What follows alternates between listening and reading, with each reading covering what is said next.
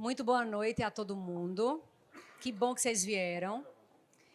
Ingressos esgotadíssimos no Simpla, só que a chuva deu uma, né? E a PAC para ajudar, graças a Deus. Obrigado. Um beijo a PAC! Emitiu um alerta. Mas eu acho que as pessoas certas estão no lugar certo, na hora certa, né? Tudo tem um motivo aí. Observação. Disseram que eu tenho 40 minutos.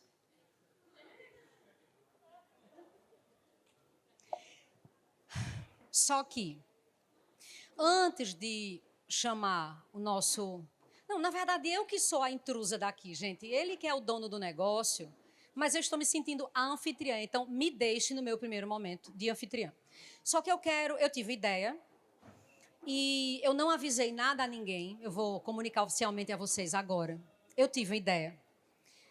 Coloquei para executar, para testar. E, graças a Deus e aos meus eleitores, tem sido um sucesso. Então, eu quero oficialmente anunciar a vocês um livro que eu fiz. Ninguém está sabendo, pois é. E ele já está sendo o livro mais vendido em todas as livrarias do Brasil. Mas eu não quis avisar vocês. E hoje eu quero que todo mundo conheça este livro e a cara.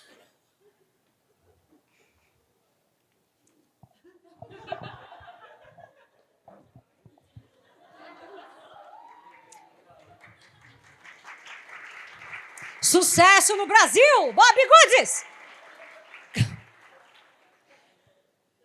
Minha gente, nada contra, eu até pinto. Depois eu autografo. Sabe o que eu fico pensando? Se a gente, professor, trabalha tanto, a gente estuda tanto, a gente escreve tanto, a gente, escritor, trabalha tanto, escreve tanto, por que eu não tive esta ideia? Pronto, gente, era só uma piada. Para quem não entendeu, era uma piada. Tá. Não consigo terminar nada que eu começo. É isso. Vê. Nossa conversa hoje é com uma pessoa que é bem especial mesmo. E quando nós nos conhecemos, e ele falou do projeto, eu quero que ele conte como foi que a gente se conheceu. No meio do caos, como são todos os encontros da vida muito bons. Né, Jana? Jana Torres, esposa dele.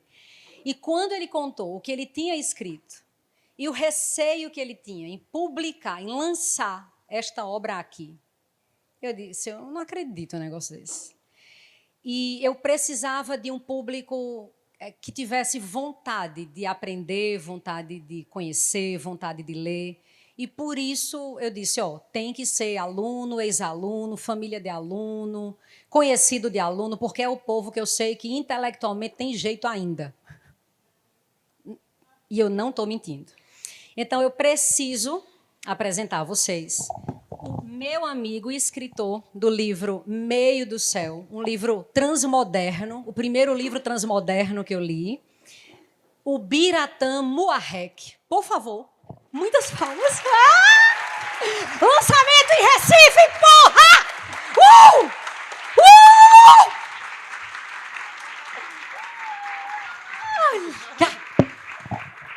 Em Recife. E aí vocês vão entender o porquê de ser tão especial ser em Recife.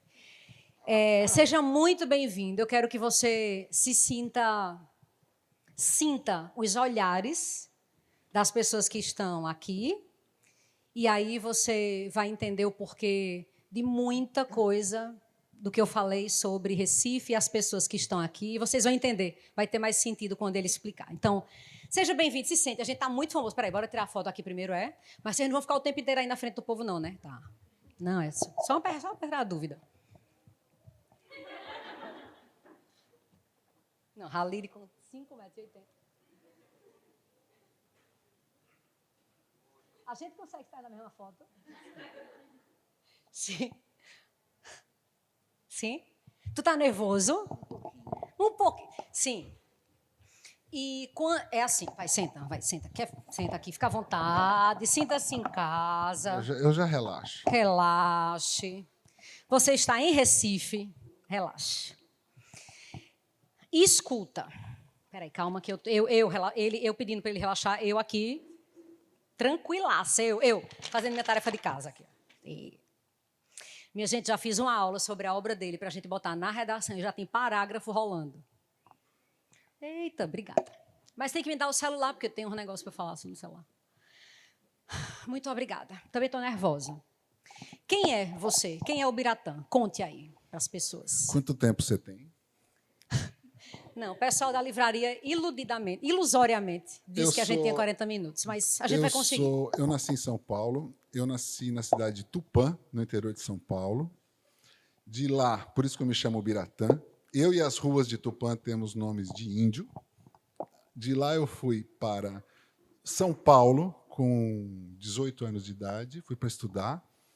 Estudei. Eu sempre quis ser escritor, mas foi um pouco longo esse caminho para eu chegar e materializar essa vocação.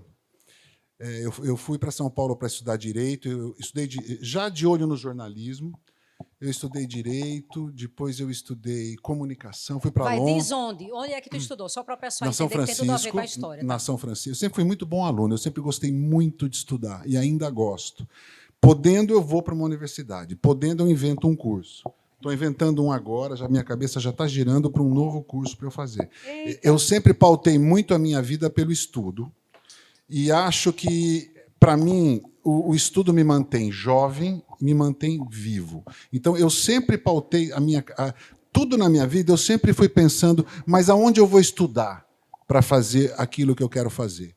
Então, primeiro eu estudei Direito na São Francisco, estudei um pouco de comunicação e marketing na SPM, foi pouco tempo. Eu comecei eu trabalhei um pouquinho no direito, mas eu não gostei da linguagem do direito. Eu achava a linguagem do direito pesada, antiquada, carrancuda, e de fato, né, eu diria parnasiana a linguagem do direito. Nada contra, eu respeito muito. A questão é que ela é muito gessificada, não sei se existe essa palavra. E o escritor, ele precisa ter liberdade. Quer dizer, nem todo escritor, né? Mas eu acho que todo escritor deveria sim ampliar, deveria ter diante de si um campo de experimentação. Então, para mim, o direito não serviu. Eu fui para a publicidade. Aí trabalhei um tanto na publicidade, mas a publicidade também achei um pouco engessada. Quer dizer, aí é o tema, né? A publicidade ela fica muito na questão do produto e tal. E aí eu fui para o jornalismo. No jornalismo, eu fui para a Folha de São Paulo. Comecei na Folha de São Paulo, depois eu fui... A minha vida é cheia de coisas, eu vou tentar resumir. Aí eu fui para Londres. Não tem nada. Eu de São Paulo, aí eu fui para Londres. É muita coisa, de fato, mas assim, fui para o jornalismo, gostei muito do jornalismo, ampliei a minha escrita, o meu entendimento do mundo, a minha maneira de olhar o mundo. E eu queria o mundo, aí eu prestei uma bolsa do British Council, ganhei a bolsa e fui para Londres estudar mídia e comunicação. Isso, de fato, mudou a minha vida. Londres, para mim, foi uma revolução completa. Eu digo que em Londres eu era a pessoa certa, assim, para as minhas ambições, né? Eu era a pessoa certa na hora certa. Eu cheguei em Londres em 99, quando a internet estava começando, de fato, a decolar. E eu fui estudar mídia e comunicação na London School of Economics, que é uma faculdade muito bacana, que na época tinha o laboratório de internet mais desenvolvido do mundo. Então, eu convivi com as maiores cabeças do planeta naquela época da internet. E a gente vai falar do livro daqui a pouco, mas de tudo que eu vi em Londres, uma das coisas que mais me impressionou era o Concorde, que passava todo dia, às 5 da tarde, num parque. Explica para eles o que é Concorde. O que é o Concorde? O Concorde é uma loucura. O Concorde é o super... Porque tem muito jovem aqui, né? Quer dizer, o Concorde é aquele supersônico, com a velocidade da luz, né? A velocidade de alguma coisa, do som, da luz, sei lá.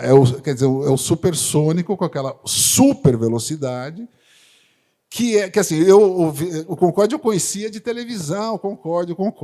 Mas quando você está num parque de Londres, no caminho do Concorde, o Concorde pousando, ele indo para o aeroporto de Heathrow, que ficava atrás onde eu morava, e eu no parque, Olha, juro, era um espetáculo que não dá para...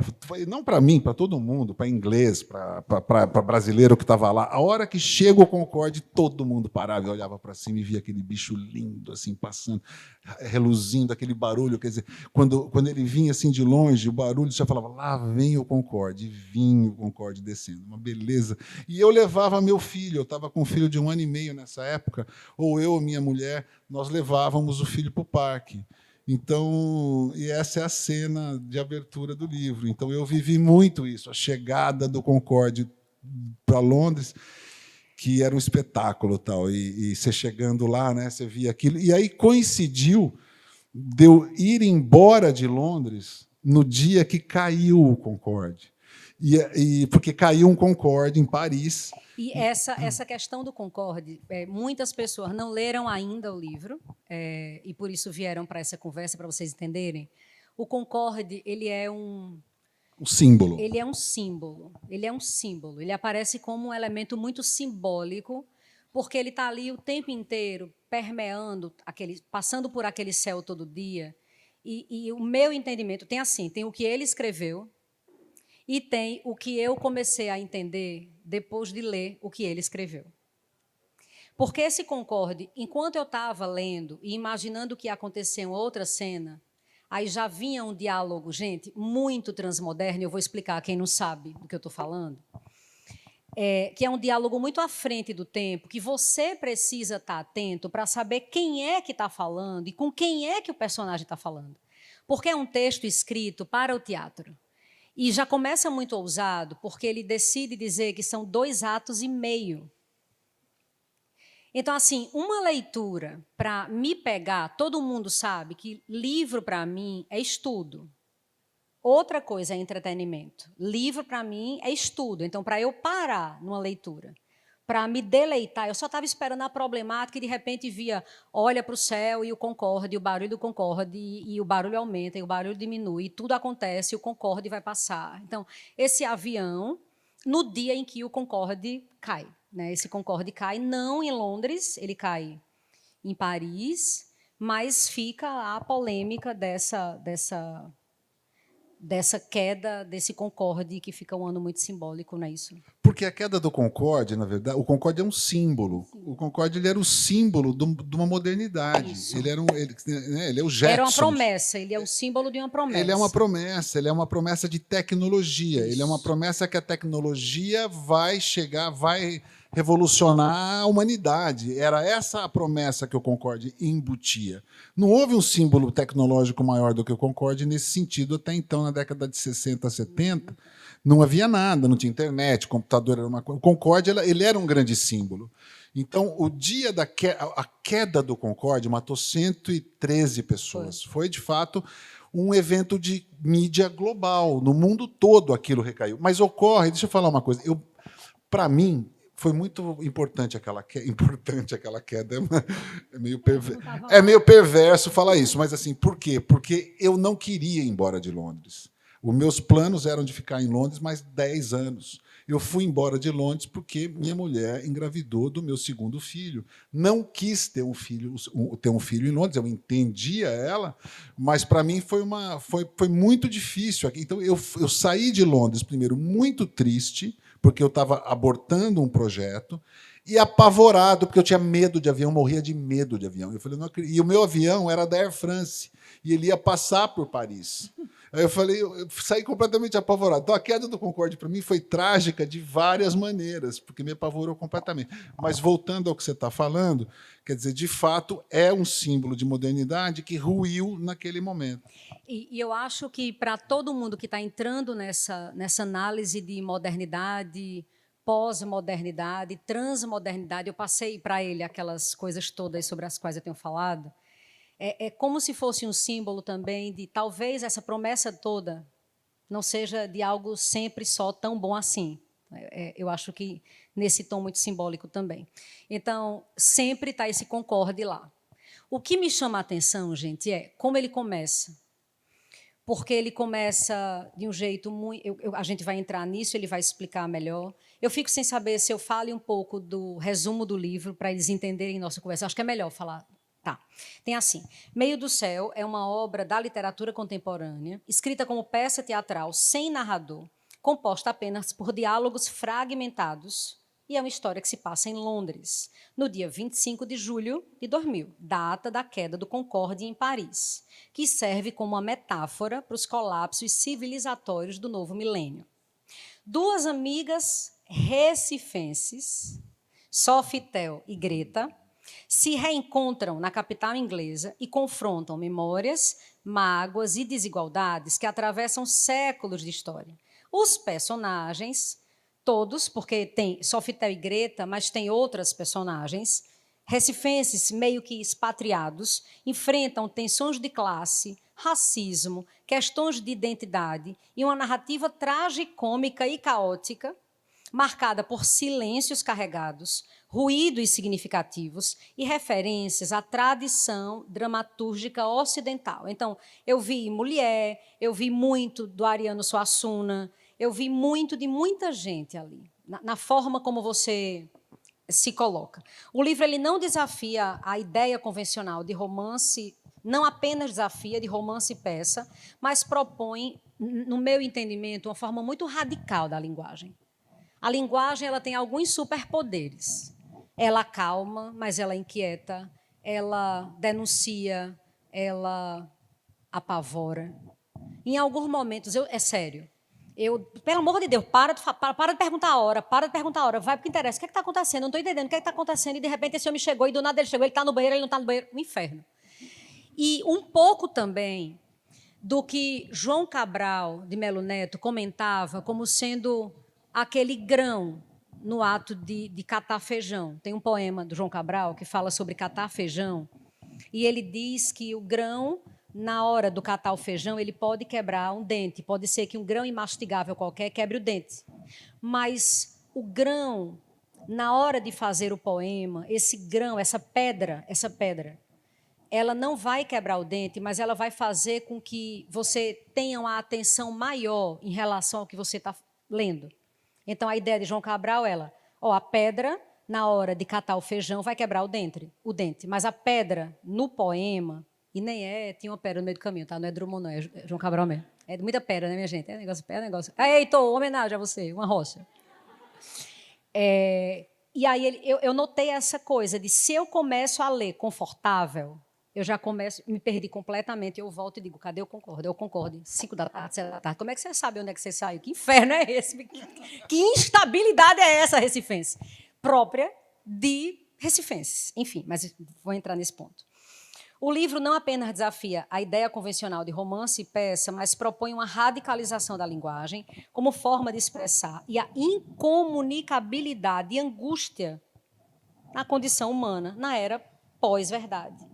Uma cacofonia de vozes que reverbera o esfacelamento simbólico de um Brasil ainda muito carregado de preconceito e, como em muitas das suas entrevistas você comenta, um Brasil ainda muito, muito paradoxal, em que o arcaico e o moderno se misturam o tempo inteiro. A gente é muito avançado para algumas coisas e ainda está estagnado, ainda carrega muito em retrocessos e precisa de muita lucidez para muita coisa ainda. Então, esse é um resumo para não dar o spoiler total. Só que a primeira pergunta era o que é que esse Concorde simboliza. Sendo você um paulista, o que é que fez com que você criasse personagens recifenses para a história? Eu tenho minha resposta. Olha, você acabou de responder um pouco. Essa escolha ela não foi totalmente racional. Nada em arte, eu acho que é totalmente racional. Dos meus. A Fernanda, ela tem uma leitura muito perspicaz, do melhor que a minha, do livro. Eu não saberia, talvez, identificar o que ela está identificando. E é verdade. Eu tenho muita dificuldade. Eu analiso tanto o livro dos outros quando escrevo o meu. Não, eu tenho muita dificuldade de analisar. Gente, quem está lá atrás, que não estiver enxergando, porque eu tenho muita dificuldade. Quiser vir para cá, sentar no chão, acho que a livraria é um espaço que deve ser ocupado. Fiquem à vontade, por favor. Ela não é minha, mas o microfone é, então bora. Quem quiser vir para aqui para perto, sério. Eu tenho muita dificuldade de eu analisar e categorizar a minha própria leitura. Eu acho isso normal também. Agora, o ponto é o seguinte, eu diria que, depois da obra feita, eu analisando depois do livro escrito, eu tenderia a dizer para ela, quer dizer, você notou no livro eu diria, esse paradoxo da tradição, ou seja, qual expressão você usou? Quer dizer, o paradoxo do antigo e do moderno, né?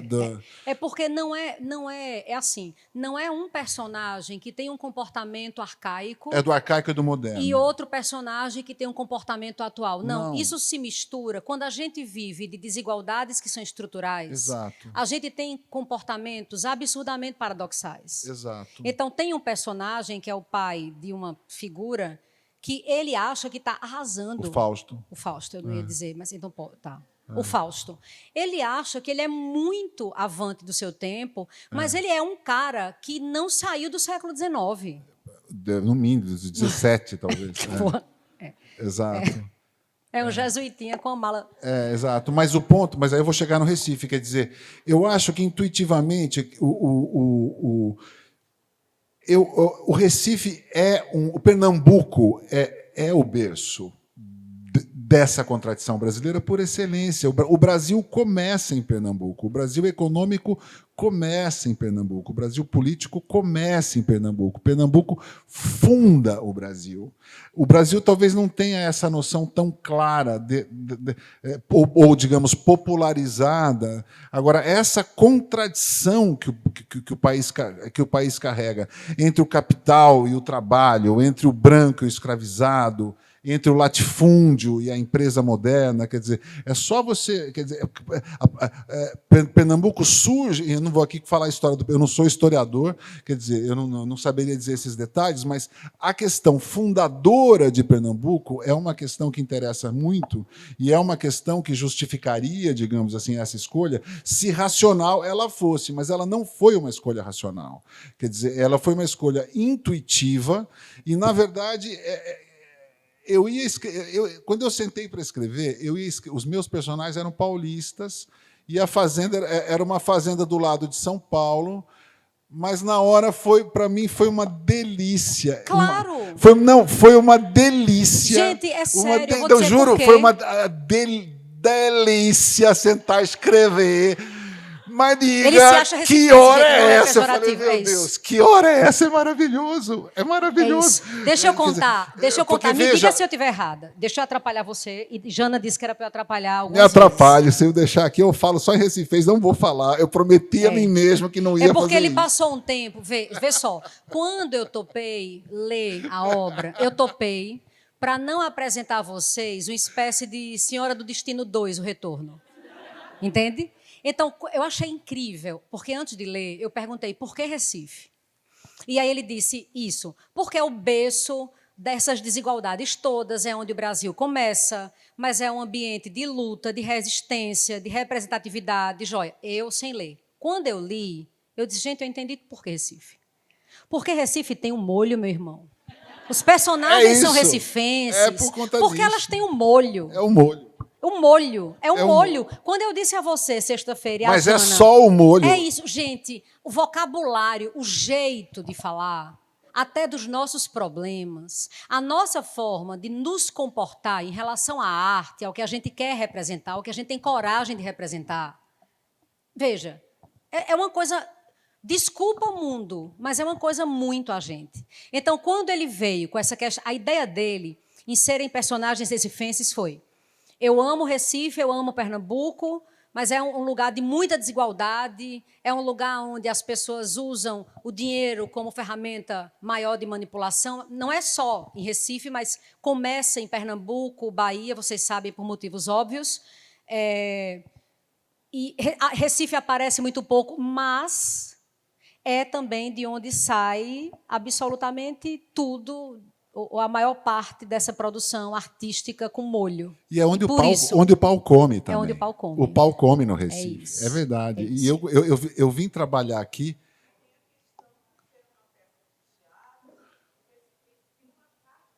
O drama todo. É isso, o drama muito todo. bom, isso. O drama Ele todo. disse, Não, Recifense deixa é eu falar, dramático. deixa eu Fala. falar a verdade Eu vou aqui. deixar o livro é seu. Não, eu vou falar a verdade. Eu vou falar a verdade aqui. A verdade aqui é a seguinte. Esse livro ele é fruto da minha pós-graduação. Eu escrevi 2 romances mais tradicionais do ponto de vista de ter um narrador e ser um trabalho que você identifica como um romance.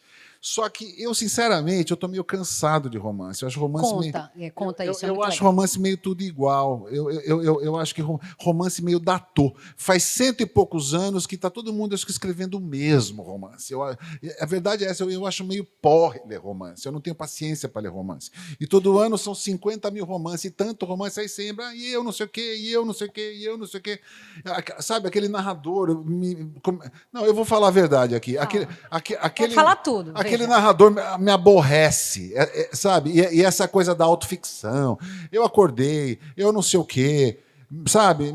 Aí começa com essa intimidade, não sei o que é meu, é assim, não sei o que é assado. Eu falei, mas eu não estou entendendo. O mundo está acabando, está todo mundo se desentendendo completamente. A coisa está indo para os cachorros, aí você abre, isso, eu, aquilo. Eu falei, isso estava me cansando. E eu sempre fui leitor de teatro, sempre li muito teatro, desde menino. Eu comecei lendo as peças de Oscar Wilde, adoro o diálogo, adoro o embate dos personagens, adoro os personagens engraçados, os inteligentes, eu adoro o humor. E eu estava cansado do romance e fui estudar teatro. Estava eu estudando teatro lá e eu tive uma ideia provocadora, porque a gente começou a falar de política. Claro, né? Porque imagina uma pós-graduação de teatro, política, e aí começa. E eu falando, não, porque é política, porque o Sul, o Sudeste, não sei o que tal. Eu acho todo mundo muito conformado com a situação, e, na verdade, né, para a gente que está lá embaixo, chega uma eleição, olha. Você só lava a alma a hora que chega o Nordeste. A hora que chega o Nordeste, fala, venha Nordeste, venha Nordeste, venha Nordeste. O Nordeste está demorando, mas aí, por que não vem o Nordeste? E aí vem o Nordeste. A hora que vem o Nordeste, vem aquela mancha vermelha linda do Nordeste. E você fala, salvou, o Nordeste salvou. Graças a Deus. Viva o Nordeste. Mas é exatamente isso que acontece lá embaixo. Você pode ter certeza que enquanto não vem o Nordeste, é um sofrimento. Menos para a galera da Faria Lima. Bom, né? Exatamente, porque o Sul, eu não ia falar, mas eu vou falar. São Paulo, Rio de Janeiro, o Sudeste vai para o fascismo feliz da vida. Claro, porque tem que explorar. Dá a mão para o fascista e vai feliz da vida. Essa é a verdade desse país. E graças a Deus que tem o nosso glorioso Nordeste, que desce com tudo. Aí eu virei...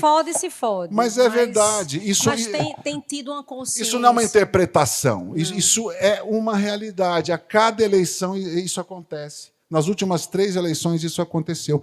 Graças a Deus que isso aconteceu. Só que o preconceito contra o nordestino lá de baixo é uma coisa absurda. Eu tenho uma grande amiga daqui, não sei se ela veio hoje aqui, grande amiga minha. Um dia eu estava com ela em São Paulo conversando. Ela é uma super profissional, uma executiva de muito sucesso, uma pessoa que eu amo, inteligentíssima, poderosíssima, mulher profissional, que nem você, poderosa.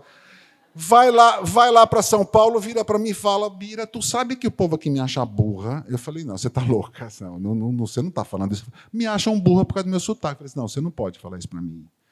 É verdade, acham ela burra por conta do sotaque nesses ambientes.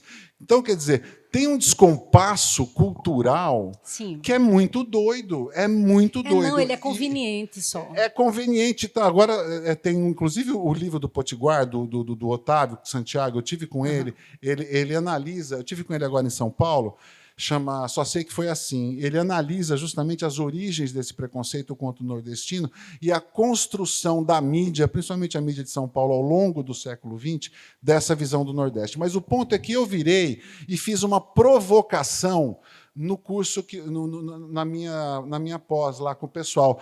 Eu falei assim, eu acho que a gente tem que mudar muita coisa nesse país. Eu gostaria de começar mudando a dicção.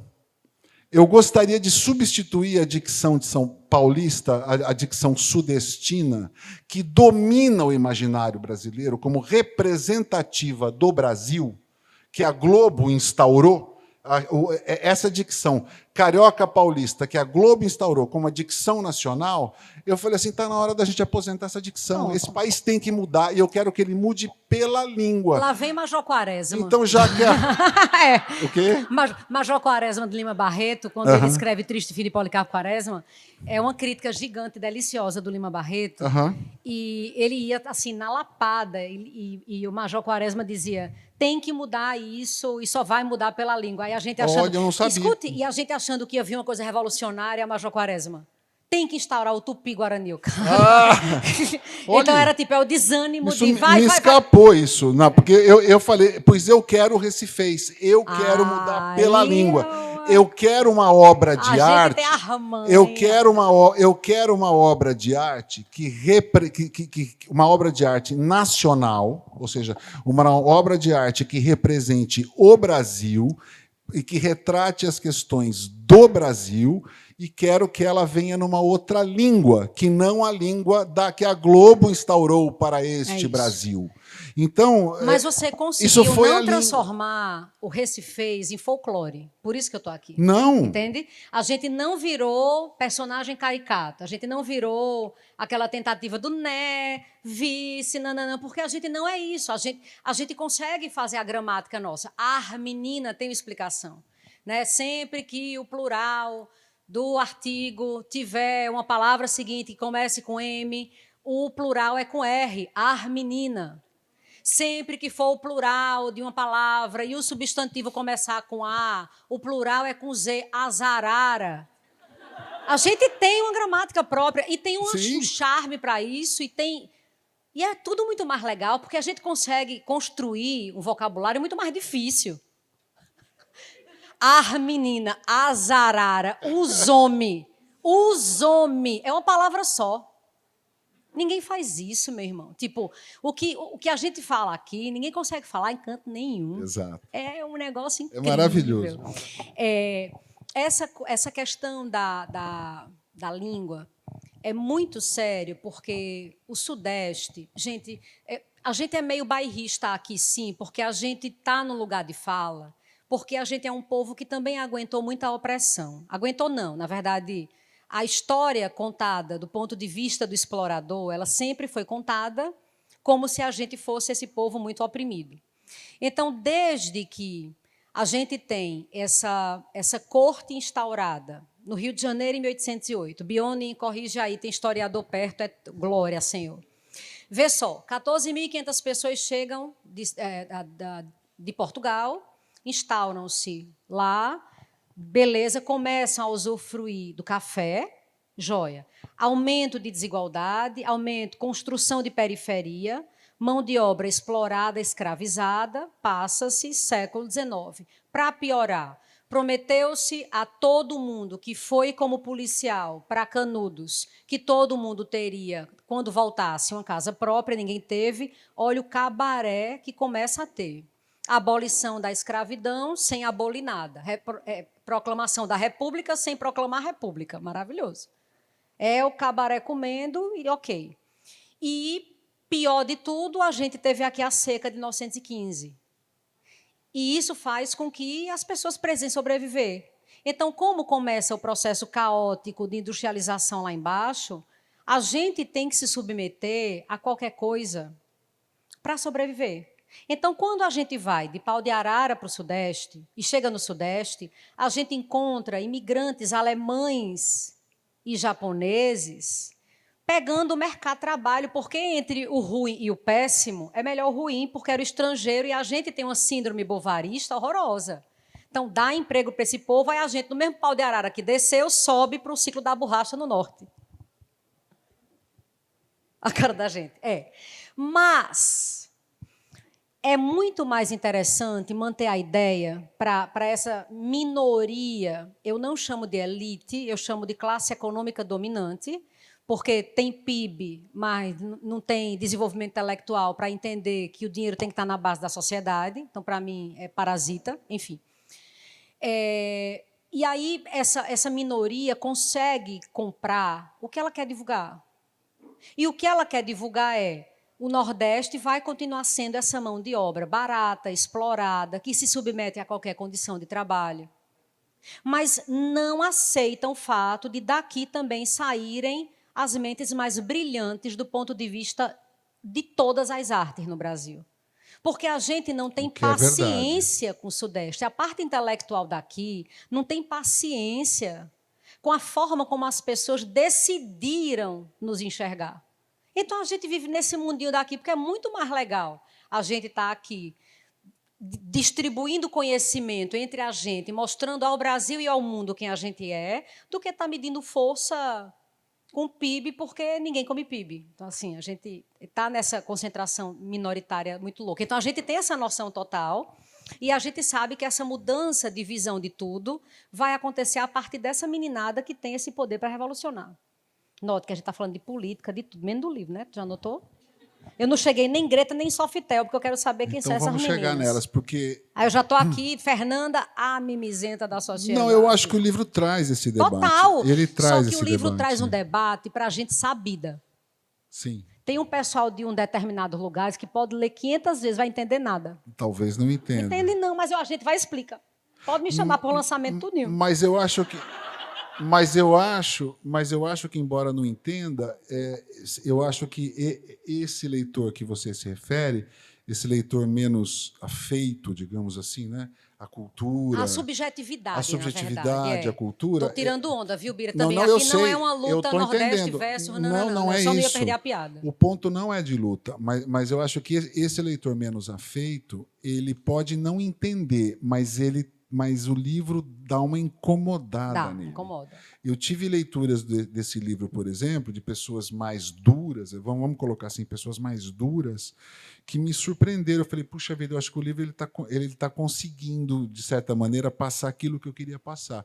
Porque essas leituras, por exemplo, acharam os meus personagens inverossímeis. Falaram assim, não, mas você está falando de uma ralé. É forçado isso que você está falando da ralé. O que essa ralé estuda arte? O que essa ralé está em Londres? O que essa ralé Tunga? O que essa ralé conhece? Como é que sabe quem é Tunga? Como é que ela sabe quem é Tunga, essa ralé? Quer dizer, não que essa ralé sabe de, sei lá, um outro dado do livro que eu não me lembro qual foi. Aí eu virei para ele e falei, você tá completamente doido, você não tem noção do país que você vive. Você está tão você está tão... E aí eu vou fazer uma crítica social, de certa medida, mas você está tão preso armadura desse capitalismo. No caso, o capitalismo é duro em qualquer lugar, né? O capitalismo é duro aqui em Boa Viagem, é duro na Faria Lima, né? Então não é que São Paulo tem os monstros capitalistas e aqui só tem anjo. Não é? Aliás, aqui tem uma contradição violenta, vocês sabem muito bem disso. Tem, principalmente a força do Recife, Recife, que acha que é rico não é rico. A força do Recife vem... Aqui é chato de revelação. Exato. Eu acho que a força do Recife até vem desse embate aqui ser mais acentuado e as coisas serem mais ditas, talvez, do que na arte do Sudeste, que é uma arte, no meu entendimento, em grande... Não estou falando mais da arte literária, eu acho mais amorfa, assim. Eu não acho ela tão relevante quanto a arte literária aqui de cima.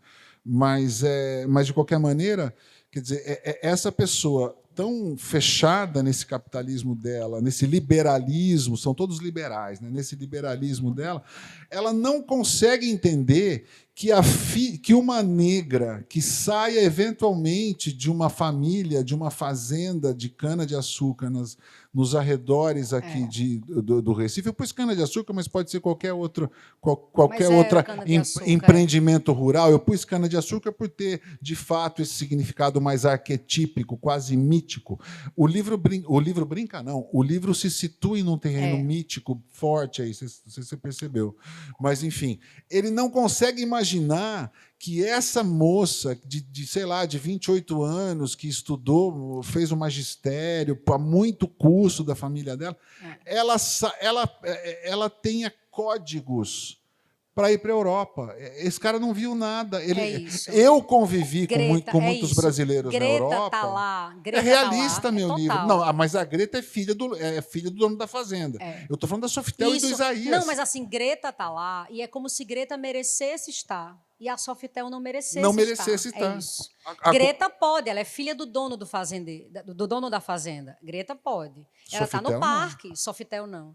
Só que isso não é dito exatamente assim, entende? Só o sem noção do Fausto que aparece, ele tem coragem de dizer que é o pai de Greta. Só que eu sacaneio, mas aí eu Total. sacaneio mesmo, porque, na verdade, a Total, eu a marquei única que várias fala inglês é a sacanagens. Sofitel. É. Tá todo mundo perdido ali, no fim, quem fala inglês e quem fala francês é a negra, filha do pobre, porque a branca, filha do rico, essa não tem noção de onde ela está. Ele não tem noção de onde ele está. Gente, a marca, para vocês terem ideia, é um livro tão bem escrito que essa falta de noção é dada. Veja, talvez tenha sido impressão minha, me diga agora. Era uma das perguntas que eu queria fazer. Faça. O fato de o tempo inteiro ela perguntar a hora é um símbolo dessa falta de noção? Completamente. Ela não tem noção do tempo e espaço. Tá. Mas não é só isso. Tá. Na verdade, se eu fosse explicar para você qual é a ideia central do meu livro, e eu gostaria de contar para vocês qual é a ideia central do meu livro. Um dia eu fiz um mapa astral. E eu adoro fazer mapa astral. É mentira que foi isso. É mentira. Por Deus. Eu juro por Deus, para, deixa ele falar. Veja, ele vai falar. Presta atenção, para. Esse livro nasceu, não fale, na verdade, esse livro não é possível. Nasceu no mapa astral. Nasceu no mapa astral. Pare agora, pare. Pare agora. Eu adoro o mapa astral. Pare agora. Eu já fiz uns 5. Pare agora. Todos os lugares em todos os lugares, todos, em que se falou sobre o livro, falaram de meio do céu, vindo de um provérbio chinês, nananana, ok? Parou. Na Bíblia tem meio do céu. Deixa eu falar da Bíblia, nananana. Olha, parou, pare. Eu juro por tudo no planeta, está aqui, printado para você ler. Diga. Eu disse, você lembra que eu disse a você que tinha uma pergunta para fazer, que não é possível que só eu fiz essa análise? Na hora em que eu comecei a ler o livro, gente, que loucura, ainda bem que está aqui, ó, printado. Eu comecei a ler o título, né? Tipo, Meio do Céu, lá vai eu, tá, Greta, Sofitel, e de repente quem é essa outra que aparece? E quem é Margarete, Gretchen e Margarete? É uma loucura. E um pobre rico, por que rico? E cadê Isaías? E de repente aparece Isaías. E meio do céu, e olha para cima, nananã. Eu disse, espera aí, calma. Por que é que uns podem e outros não? Será que esse meio do céu... Eu estou falando... Gente, está aqui. Leia o que eu printei para perguntar. Leia, querido, leia. Você quer que eu leia o que está aqui? O meio do céu é um ponto matemático no mapa astral que dá informações sobre a praxis, ou seja, a ação no mundo e a voz de comando da pessoa. O meio-céu descreve suas aspirações mais altas, o sentido de ser completo e realizado, além de informar a respeito de sua vocação pessoal. Ele também fornece informações de como você é percebido pelas outras pessoas. Mas é justamente Mentira. Isso. Mas veja, eu... É mentira, mas veja, estou eu lá no mapa astral, falando um monte de coisa, vira astróloga para mim, fala, não, porque o teu meio do céu. Eu falei, o meu o quê? Ela falou, o teu meio do céu. Eu falei, meu Deus, meio do céu. O que é meio do céu? Ela falou, o teu meio do céu é o teu ponto mais alto. É até onde você pode chegar. Caralho. E o teu meio do céu. Eu falei, que coisa louca, meio do céu. Isso faz 30 anos. Eu falei, que coisa, meio do céu. Que bonita essa expressão. Eu nunca tinha ouvido meio do céu. Ela falou, é bacana, meio do céu. Eu falei, um dia eu vou escrever um livro chamado Meio do Céu. Ela falou, Ju. Eu fiquei 30 anos com essa ideia. E aí, o que eu pensei foi... Peraí, não é possível que seja a mesma coisa que eu pensei. Exatamente o que você pensou. O que eu pensei foi... E aí veio Como é que pode o meio do céu de uns, de acordo com a data e o horário, determinar absolutamente tudo o que vai ser possível, o que não vai ser possível na sua carreira? Foi isso? Não, o que eu pensei... Porque quando eu vi, eu disse, tipo, não é possível que aquele mesmo meio de céu tenha dito coisas tão diferentes a Greta e a Sofitel. Era só o que eu pensava. O que eu pensei foi o seguinte... Saco, era pra ter sido igual também. Não, aí me deu um pensamento, juro por Deus, me deu um pensamento social com essa expressão. Essa expressão me deu 2 pensamentos. Primeiro, o seguinte, que expressão linda e que eu nunca tinha ouvido. Sabe por quê? Céu talvez seja a palavra mais vulgar, no bom sentido, vulgar no sentido de ser, muito dita, de toda a literatura. Porque a humanidade começa olhando para o céu. Os deuses, tudo da humanidade está no céu. Então, é céu para isso, céu para cá, céu para lá. Então, qualquer poema antigo que você leu, os primeiros é alguém olhando para o céu, falando alguma coisa para o céu. Então, o céu é muito vulgar nesse sentido e muito clichê para qualquer coisa. No entanto, meio do céu me pareceu uma formulação que tem uma tensão original. Eu falei, eu acho original essa palavra. Ela cutuca alguma Coisa de artista, gente, eu viajando. ela cutuca alguma coisa aqui dentro, meio do céu. Ela é diferente de todas as outras expressões, depois do céu, antes do céu, não sei o que do Indo céu. pro céu, querem ir pro céu, No chegar no tem céu. céu para tudo quanto é canto, então, tá, tudo artista pinta o céu, é céu, né?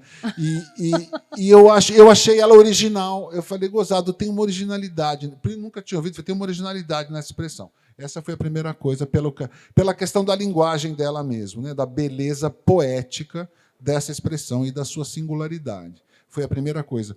Mas aí veio um pensamento social engraçado, porque eu falei assim, puxa vida, né? Faz sentido falar em meio do céu para aquele... Vamos falar as palavras que elas têm para esse jovem pobre brasileiro, negro, favelado, nessa São Paulo miserável, nessa sociedade maluca. Que meio do céu é possível para quem nasce nessa, para quem nasce nessa situação? Falar em meio do céu é quase uma piada. Fala, querida, vem cá, o teu meio do céu, o teu meio do céu. Depende da hora que você nasceu e do lugar onde você nasceu. E do lugar que você nasceu e das condições que você tem. E aí me deu um curto-circuito assim. Eu fiquei com isso na cabeça. Porque assim. Mas para você entender da astrologia, quando eu comento que foi mais ou menos a mesma coisa, na astrologia, o meio do céu, ou o que chamam de casa 10, é carreira, destino e realização no mundo. Presta atenção. Vocês vão entender quando eu ler o que é que tá na minha casa 10. Porque eu tenho um mapa astral, óbvio. É isso, só ler a parte que eu quero, a parte boa. A parte boa você não quer saber, não. Dessa parte ruim, não. Só a parte boa. Sim.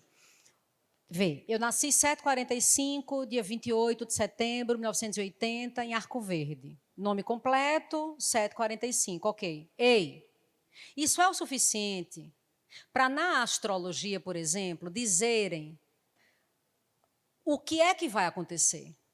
E quando eu vi a realidade de Greta e de Sofitel, e onde é que está esse John...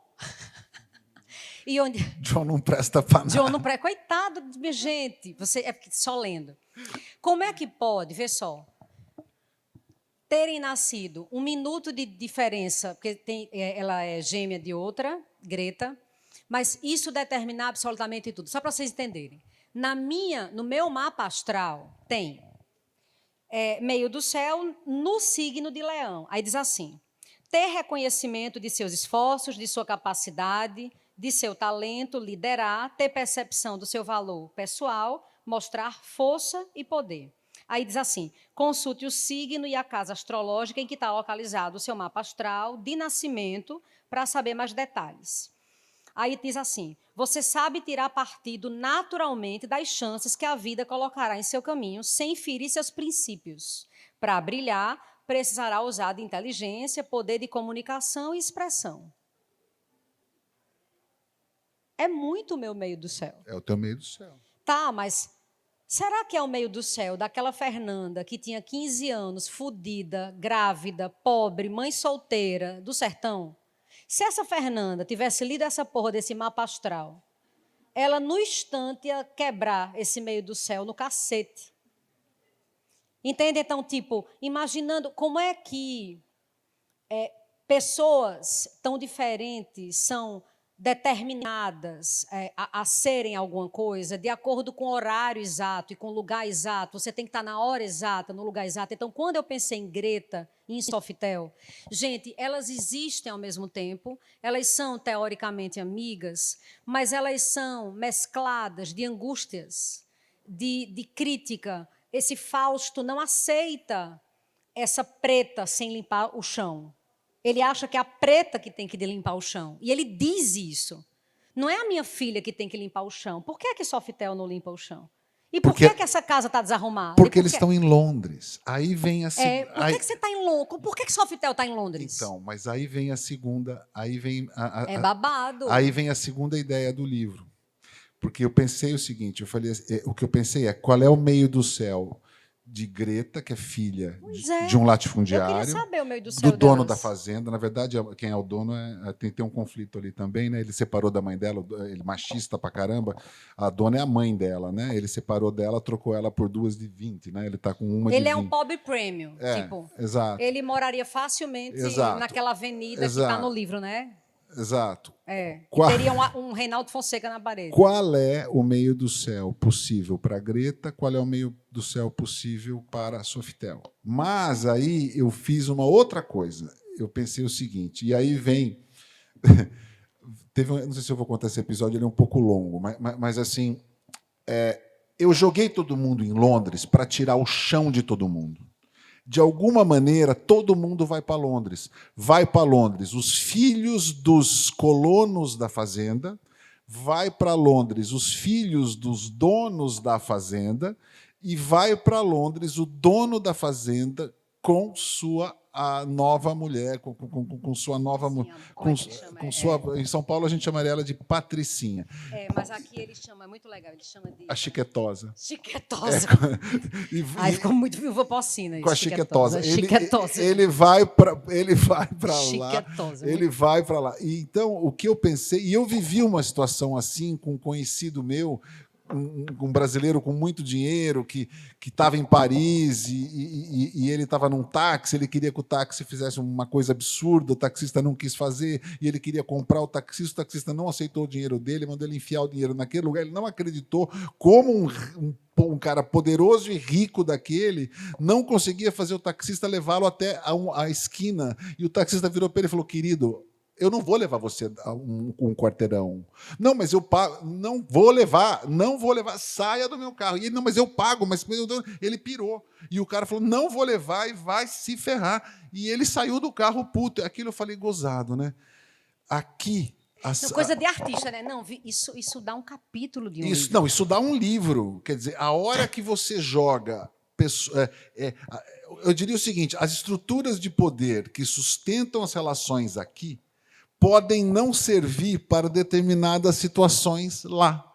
E aí eu joguei essa bagunça dessas relações brasileiras, necrosadas, né, antigas, né? Quer dizer, o preto, o branco, o rico, o pobre, o dono, o latifundiário, o miserável, o não sei o quê. Eu joguei todos eles numa casinha desse tamanho de Londres. E lá em Londres ninguém se entende, porque, na verdade, eles não têm códigos para lidar com isso. Então, por exemplo, aí todo mundo... E o timing também é interessante, porque eu joguei eles no evening.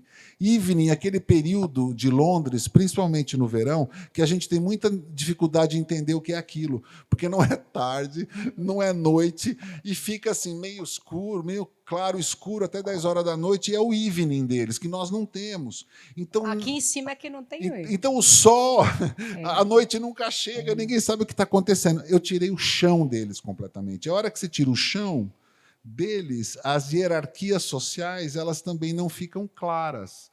E todo mundo fica... Está todo mundo no mesmo lugar. Fica entende? todo mundo no até mesmo você lugar. ir descobrindo na leitura quem é quem. Por isso que é diferente, gente. Essa Dá para ideia. entender o porquê dessa leitura diferente. Você não consegue, no começo, entender quem é branco, quem é preto, quem é pobre, quem é rico. Porque está todo mundo em Londres. E detalhe, aí, não, todo mundo num parque de Londres.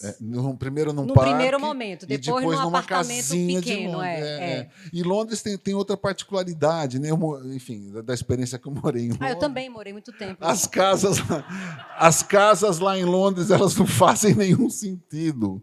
É uma coisa muito doida. Então, em Londres assim, só faz sentido Rainha Elizabeth. Mas é muito doido aquilo, porque assim, o banheiro ele sai da cozinha, Tá aí o quarto ele gruda na sala, aí o que era a sala vira não sei o quê. Então você entra por um quarto, de repente você passa pela cozinha e o banheiro não sei o quê. Então assim, não faz sentido.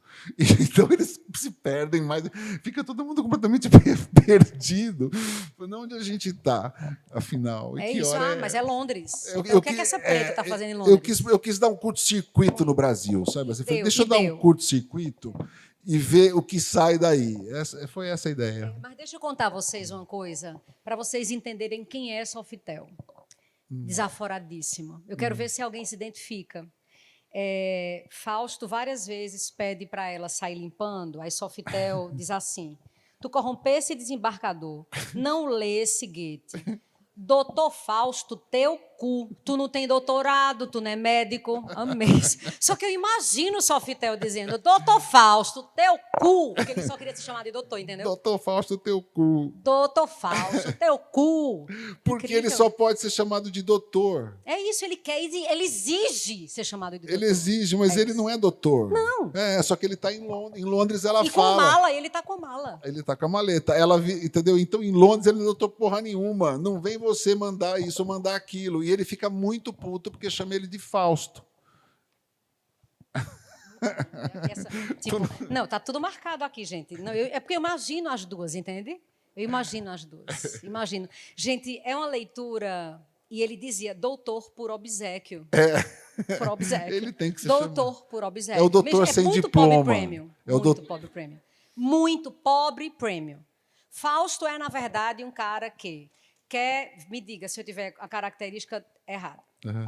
É um cara que se casou com uma mulher que tinha dinheiro, conseguiu ali tirar proveito de uma situação. É um cara que corrompe absurdamente todo mundo, acha que tem poder porque veio da cana-de-açúcar, falidíssimo. É aquele cara que certamente em Recife teria comprado, nada contra, mas um carro em 72 vezes e por ir para os Estados Unidos uma vez estaria com medo de ter sua fortuna taxada.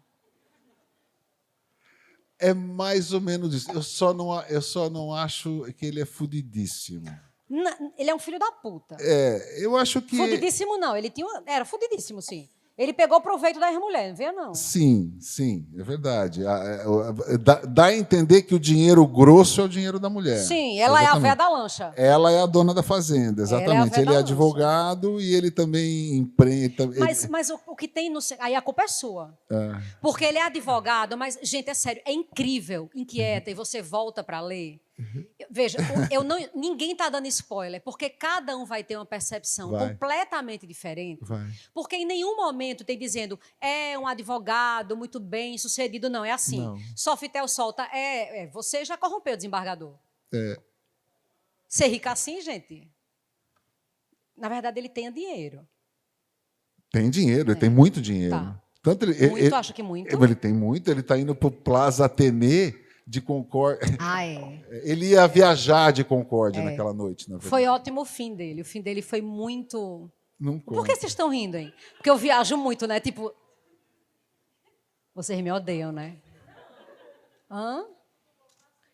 Claro que eu tomei pra mim. Veja. Mas, gente, sociedade que me ouve, a literatura tem que ter essa capacidade. É por isso que o livro presta. Se ele não inquietar, vai ser só papel acumulado na parede. Se ele não inquietar, se ele não provocar, se ele não gerar subjetividade, ele não tem sentido, entende? Então, quando eu li Meio do Céu, e eu disse, meu irmão, essa Sofitel representa muito a recifense. Essa Greta, essa menina, eu sei onde ela estudou. Eu sei! E, tipo, ela não tem noção de absolutamente nada, de nada da vida. É uma desorientada total. Ela é uma desorientada. Tô desorientada. Ela é uma desorientada. É isso. E qual a sensação de escrever isso? Veja, eu tinha 1,5 milhão de perguntas, deve estar todo mundo ali louco, mas aí cada um com seus problemas, né? Não, a gente, o microfone quer mandar aqui a gente, né? Exato. Mas me conte, o que é que você sente em Recife? Tipo, o que é que você sente em Recife, esses personagens terem sido construídos a partir desse estudo? Ele fez um estudo, gente, sobre Recife, sobre o vocabulário. É importante que não foi uma coisa amadora. Como foi que rolou isso? Quanto tempo levou para escrever o livro? Então, foi o fato de, quando eu decidi no impulso... Agora, atualizar o WhatsApp, a pergunta do moço. Meu filho, pelo amor de Deus. Então, pergunta... Ele é louco, está perguntando. Não, quando é o WhatsApp que está me perguntando se eu quero atualizar o WhatsApp. É porque ele é artista, gente, tem que explicar com muita calma. Né, Jana? Quando eu tomei a decisão... Ele roda em outra proporção. Na proporção de Bione, de Valdemar, entendeu? De Viviane, de Marco Antônio. Ele roda Ele gira nessa manivela. Mas vocês sabem, eu vou falar uma coisa para você. Mas ele está tão sério hoje que eu estou muito estranhando. Eu vou falar uma coisa para você. É muito importante isso. O meu trabalho ele é artístico, ele não é um trabalho acadêmico, não é um trabalho antropológico, sociológico, ele não é nada disso. Os pressupostos dele são artísticos. E eu digo isso pelo seguinte, porque eu fiquei matutando ideias de meio do céu, da questão social, do não sei o quê, do Brasil, de tirar o chão, de tudo isso. Já conhecia o Recife, adorava o Recife, tenho amigos pernambucanos e adoro a cultura, Chico Sá, tudo, está tudo certo. O Recife, todos esses elementos estavam na minha cabeça, mas em nenhum momento eu parei e pensei, vou fazer isso porque isso. Eram coisas que estavam na minha cabeça. Foi só que me deu uma louca na hora que eu sentei para começar a escrever, porque eu tinha que entregar esse trabalho, a verdade é essa. O professor falou, cadê a peça? Cadê a peça? Eu peguei e falei, deixa eu sentar e escrever essa porra. Aí eu sentei para começar a escrever e, na hora, me deu uma vontade de fazer elas falarem em recifês. Aí foi fácil de fazer. Me deu essa vontade. Aí foi incontrolável, porque eu falei, nossa, que delícia escrever assim. Que sensacional, porque a quebra. Daí veio toda a construção dos próprios personagens. Eu não tinha pensado nisso, eu não escrevo com storyboard. Incrível. E não dá certo para mim escrever com storyboard. Quando eu sento para escrever, eu tenho uma vaga ideia, e toda a história começa a hora que eu começo. E eu percebi que a hora que a primeira personagem falou a primeira palavra na língua de vocês, a língua determinou o caráter da personagem. Eu fui levado pela língua, não pela sociologia, não pelas ideias abstratas sobre o Recife de qualquer maneira. Foi a língua que me levou. E a hora que eu comecei a destrinchar essa língua nos diálogos, aí veio o caráter do recifense, esse espírito combativo, sabe, o arretado, aí a gente pode buscar as expressões, mas aí que me veio a ideia desse Estado, a ideia enfim, toda essa carga cultural, histórica e simbólica que o Recife tem, que Pernambuco tem, começou a vir, mas ele veio na fluência da linguagem. E a hora que eu percebi que ia ser assim, eu falei, puta, agora eu arrumei um problemaço para mim, porque vai ser muito difícil isso aqui. Porque Qual era o seu medo? Diga para eles. Não é Tinha um medo aí. Não é medo, na verdade é respeito. E nem é um respeito no sentido de recifenses, eu vou respeitá-los, porque eu também podia não respeitar. Eu podia falar, não vou respeitar porra nenhuma, e a ideia desse livro é ferrar todo mundo. Era só tu, nem aparecia aqui. Botar para fuder. A gente largava uma camaçada de pau que tu...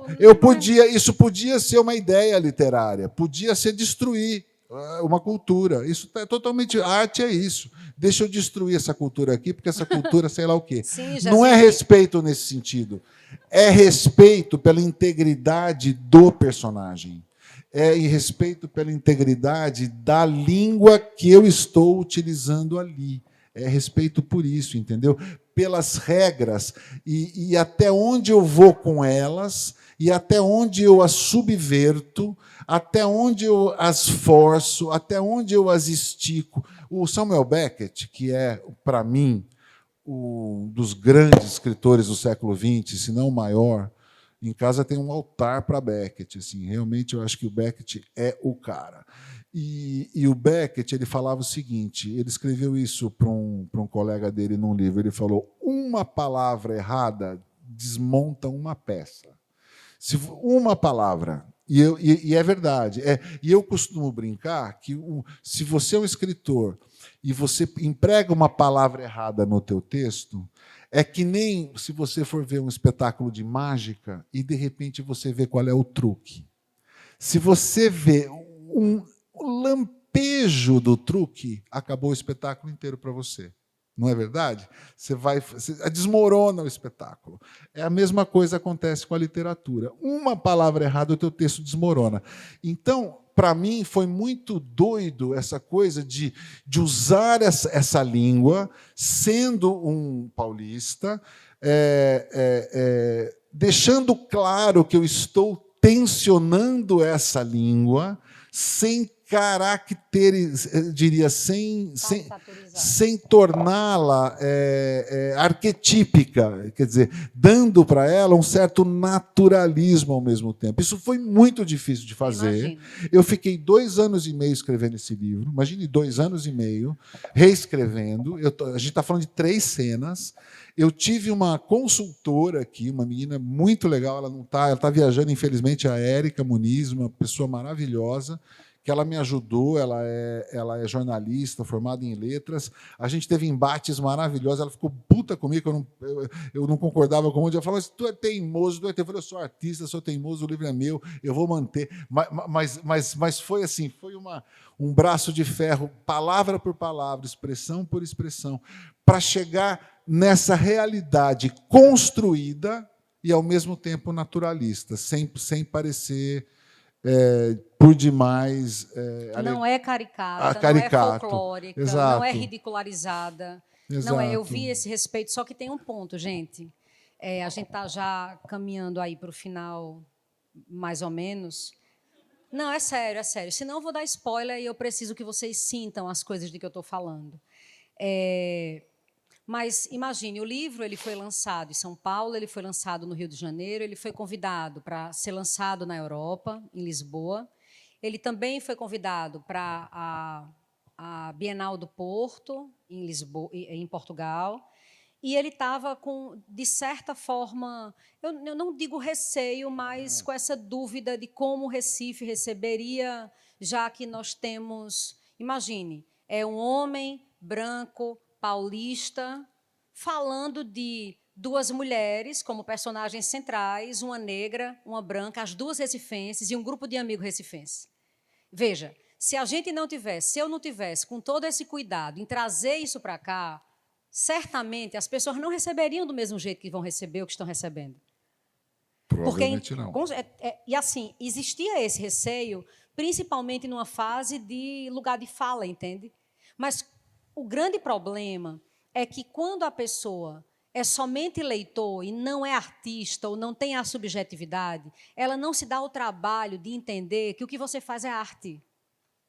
Existe uma vontade, quando você entende que o livro, você fala em tragicomédia, mas o livro ele transcende muito isso, entenda, eu lendo como mulher branca, sertaneja / recifense, que acredito no charme de Recife, no vocabulário de Recife, no jeito que é só da gente, e que estou no meio dessa luta de classes maluca que a gente vê todo dia acontecer de todos os lados, entende? Então, talvez, se eu não estivesse nesse lugar, eu também não tivesse percebido essa língua própria como arte, como protesto, mas também como ritmo, também como bossa, dá uma bossa, porque é uma esculhambação... E tem um teu cu no esculhambação. E quem não é daqui não sabe. Teu cu para a gente é tipo tudo. Teu cu é... Deixa de mentira. Mas teu cu é... Tipo, essa redação está muito boa. Ah, teu cu. Teu cu é tipo tudo. Exemplo, teu cu. Exemplos. Vai, minha gente, exemplo. Como é? Ganhei na Mega Sena. Teu cu. Estudei 20 horas semana passada. Estudei 20 horas ontem. Teu cu. Amanhã vou acordar 4 horas para malhar. Teu cu. Doutor Fausto, teu cu. Doutor Fausto, teu cu. É isso. É isso. E coisa que só a gente tem. Tipo, E não é querendo dar um tom de superioridade, mesmo existindo. Não, eu estou brincando. Aí você olha para mim. Você sabe que... Pega na minha mão. Você sabe que existem as musas, né? Você sabe que as musas existem, né? Não sei. As musas existem. E tenho algo lá em cima. As musas existem mesmo, porque se você se dedica, chega uma hora que junta coisas que você não sabe de onde veio. E aí você fala, nossa, mas de onde veio isso? Meu Deus, de onde veio isso? Você fala, puxa, eu fui presenteado com essas coisas. Eu vou dar um exemplo. Todo mundo no livro, eles têm questão do nome. Eita, conta do nome, isso é bom. Eu não sei explicar por quê, mas assim, é verdade. Eles têm uma questão que ninguém tá contente com o seu próprio nome. Por motivos óbvios. E todo mundo quer mudar de nome. E todo mundo adota um outro nome. E isso dá uma bagunça completa, que ninguém se entende mais ainda por conta dessa bagunça de nome. E eu trabalhei isso o livro inteiro, não sei o que tal. E aí eu até fiz, no começo do livro, como nas peças de teatro, a hora que você elenca os personagens, eu pus o nome deles e o nome que eles estavam sendo chamados em Londres, entre parênteses. Então, não sei quem ou não sei o quê. Por exemplo, Greta. O nome dela é Gretchen. Então, assim... Que é irmã gêmea de Margarete. De Margarete. Na verdade, isso é uma piada. Tá. Essa é uma referência. Deixa eu explicar a piada. Porque, na verdade, eu brinco também com elementos teatrais, porque o Fausto de Goethe, né, o mito de Fausto é apaixonado por uma Gretchen. Né? Só que em alguns livros ela chama Margarete. Só que aqui eu falo, não, a gente é brasileiro, a gente bagunçou completamente o mito de Fausto.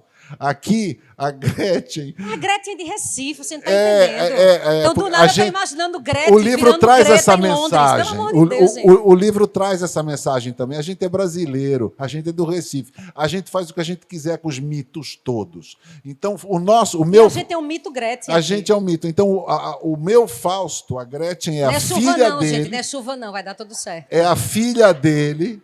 A Gretchen é a filha dele. Ele teve gêmeas. Então, uma é Gretchen e a outra é Margarete.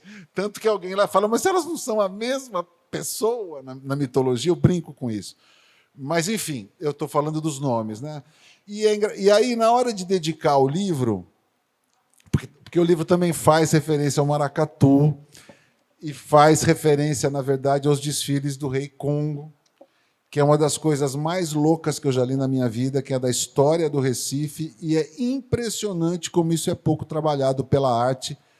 Eu acho impressionante como ninguém fala dos desfiles do Rei Congo no Recife. Juro por Deus, porque é uma das coisas mais loucas que eu já li na minha vida, que eram os negros escravizados que saíam com as roupas dos nobres europeus pelas ruas do Recife, celebrando o seu reinado. E isso deu origem às nações e aos maracatus. Juro, é uma das histórias mais... Bione, bora dar essa aula. É uma das histórias mais ricas. Então, ele já topou. Bione topa tudo. Anota aí, Valdemar. É uma das histórias mais ricas e saborosas que eu já li em toda a minha vida. E eu faço uma referência direta a isso. A Sofitel da Última Cena, ela reproduz isso nos tempos atuais, com a roupa do dominador. Enfim, é cheio de referência aí. Mas voltando...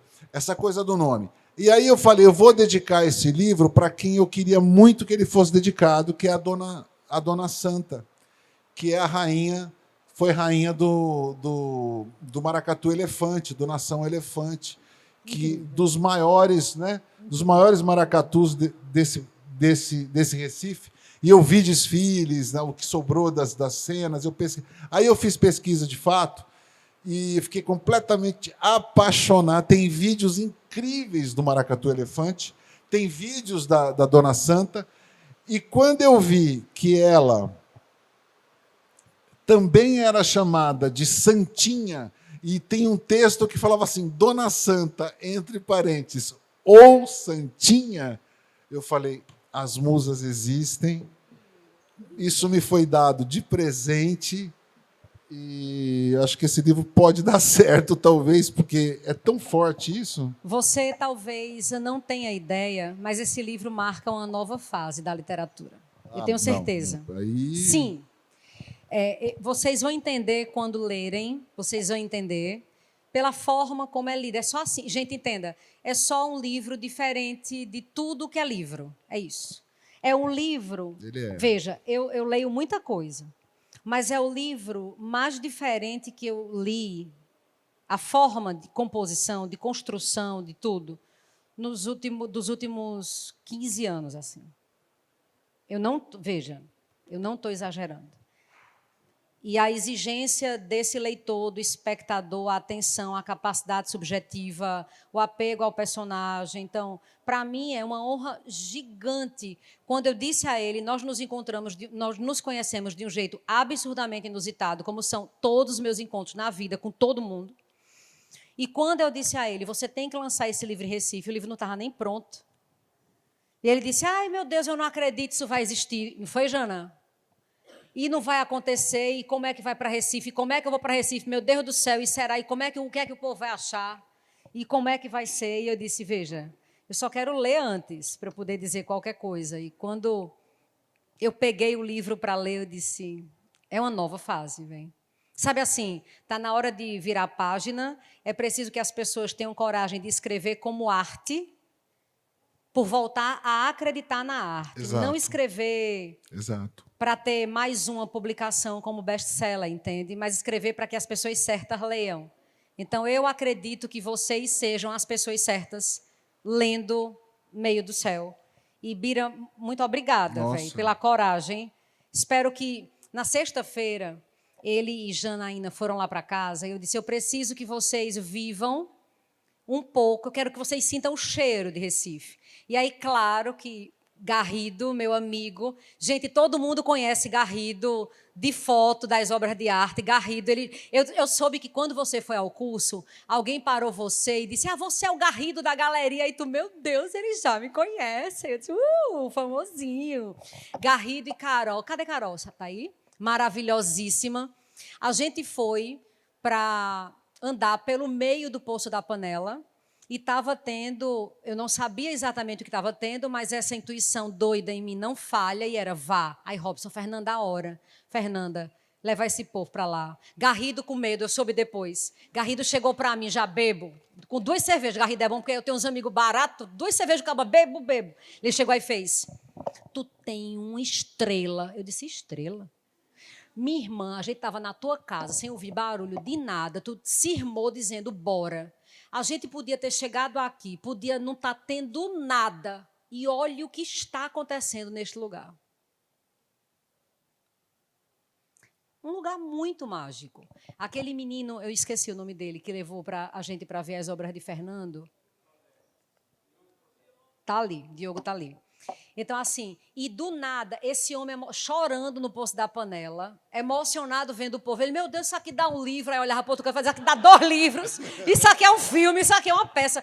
Porque tem coisa que, se você contar sobre o que existe, a nossa capacidade de ressignificar as coisas, um monte de gente importante e desimportante, tendo a mesma importância, sentindo do mesmo jeito, no mesmo canto, é muito legal. E eu queria que ele tivesse vivido aquilo ali, viveu e poderia ter vivido mais. Eu soube hoje. Robson, cadê você? Soube hoje que estava tendo, antes de a gente chegar, naquela hora que eu disse lá em casa, bora. Fernanda, que agonia é essa? Meu irmão, bora. Eu não sei que agonia é não, mas eu sei que tem que ir. Esse homem, assim, quando eu estou com preguiça de peitar o sistema, bora não. Mas eu disse, vai. Nem que eu vá só, mas esse homem tem que sentir o cheiro dessa rua, dessa cidade, ele tem que olhar para a pessoa.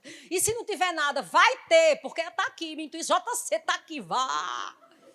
Aí hoje, Valdemar disse, tu sabia quem estava lá? Tu sabia, Garrido, quem estava lá antes da gente chegar? Quem era Valdemar?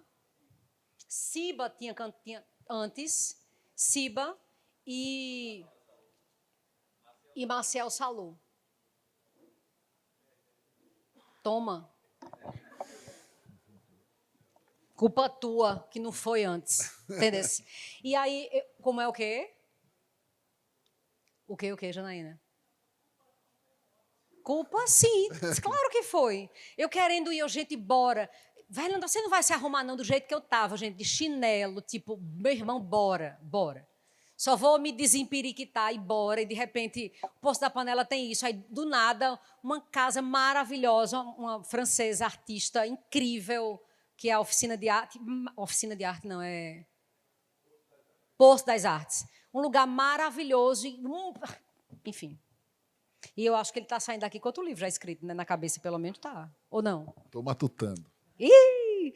Ó, tem mais alguma coisa que eu não tenha falado e que você quer muito que as pessoas saibam sobre o livro? Não, acho que esse ponto que você falou várias vezes do receio, do receio, do receio, é um pouco isso mesmo. Essa coisa do lugar de fala. Lugar de fala é um termo complicado, né? Eu não vou debater aqui lugar de fala, mas não é um receio. É que hoje em dia, de fato, eu acho que essa questão da representação ela está sendo deixada um pouco de lado, sabe? Porque você não pode escrever sobre isso, não pode escrever sobre aquilo, e então você fica um pouco assim, mas isso não deve impedir a gente de ir além e Não de quando é fato arte tem escrever. respeito, né? Exatamente. E você tem um respeito aos fundamentos do teu ofício, né, do teu ofício de escritor. Então, com base nisso, eu acho que a gente avança. E foi isso que me fez, na verdade, ir adiante a ponto de, no final, eu falo mais brincando, essa coisa, teu medo do Recife, é mais uma brincadeira do que qualquer outra coisa, porque a hora que eu Mas terminei, deveria ter medo mesmo, viu? a hora que eu terminei o livro, eu até quem me acompanha, eu falei, eu tenho absoluta segurança daquilo que eu fiz. Isso Muito bom. eu de fato tenho. Se não tivesse sido assim, como você teve coragem de fazer, seria só mais uma história. Tenha certeza. Última pergunta. Uhum. Por que a capa? Como foi a escolha da capa? A escolha da capa é muito legal, porque justamente essa questão do Concorde descendo ou pousando em Londres não era uma questão só minha, é uma questão, na verdade, dos ingleses em geral, o Concorde era um personagem da cidade. O trajeto dele e aonde ele chegava era de fato, tanto que um fotógrafo muito famoso, muito importante, o Wolfgang Tillmans, é um alemão, um cara bem conceituado da arte contemporânea, quer dizer, um fotógrafo artista, não é um fotógrafo documental, embora ele faça umas séries mais documentais e tal, ele pensou a mesma coisa. E eu já matutando na ideia do livro, eu descobri uma série de fotografia dele sobre o Concorde. São 60 e poucas fotografias dele sobre o Concorde. E elas são tudo menos óbvias. Às vezes você não sabe cadê o Concorde é um pontinho lá no fundo. Às vezes ele está surgindo de trás de uma casa, às vezes ele está chegando sobre uma folhagem. Ele pega vários movimentos do Concorde na cidade. E aí eu ficava vendo essa série no decorrer tanto do meu pensamento quanto do trabalho. Quando chegou na hora do livro, eu falei assim, puxa, mas tinha que ser uma foto do Tillmans para a capa do livro, né? Só que eu nunca imaginei que a gente pudesse ter uma foto do Tillmans. Então eu peguei um amigo meu, que é diretor de fotografia de cinema, e falei, vamos fazer uma coisa parecida? E a gente tentou. Agora, é engraçado, né? Porque o Tillmans ele tem 60 fotos. E eu estava do lado de um diretor de arte muito talentoso. E a gente ficou um mês nisso. Você acredita que nenhuma foto que a gente trabalhou, tipo com inteligência artificial, entre aspas, né, manipulando imagem, né, nenhuma foto, nenhuma chegou perto de nenhuma. A arte é inimitável. Olha que coisa. A arte não se imita a arte. Não tenta imitar, que você não vai conseguir. E esse caso é muito doido, porque imagine, 60 imagens, o Concorde tudo quanto é jeito. Ou seja, a gente tinha muito elemento ali para criar uma que fosse parecida, pois nenhuma ficava parecida com nenhuma, a não ser que ela copiasse abertamente, isso eu não queria fazer.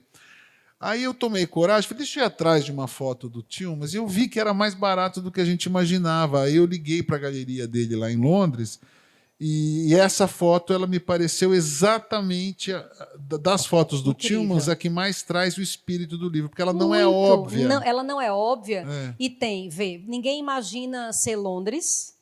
É um lugar, tá dando para ver como é esse Concorde. Vê que loucura. Num lugar muito comum, com a casa comum. Banal. É banal. Porque o corpo de bombeiro. Na verdade, a escolha dessa não foi nem minha. Eu sou mais óbvio com foto. Eu fui ele mais num fundo azul, não sei o que, mais céu. Mas aí fundo azul já não ia ser Londres. Então, né? essa foto ela é mais chão. quem escolheu foi o editor. Ele falou, não, a foto é essa. Eu vi e falei, puxa Total, vida, é essa foto, porque ela é a menos óbvia total. dessa série. Total. E aí, Tu sabe essa quem foi a eu escolha acho dele. que faria uma pintura, uma tela linda na hora em que eu li, quando eu terminei de ler? Janaína, sabe quem eu imaginei fazendo essa capa? O Pacella.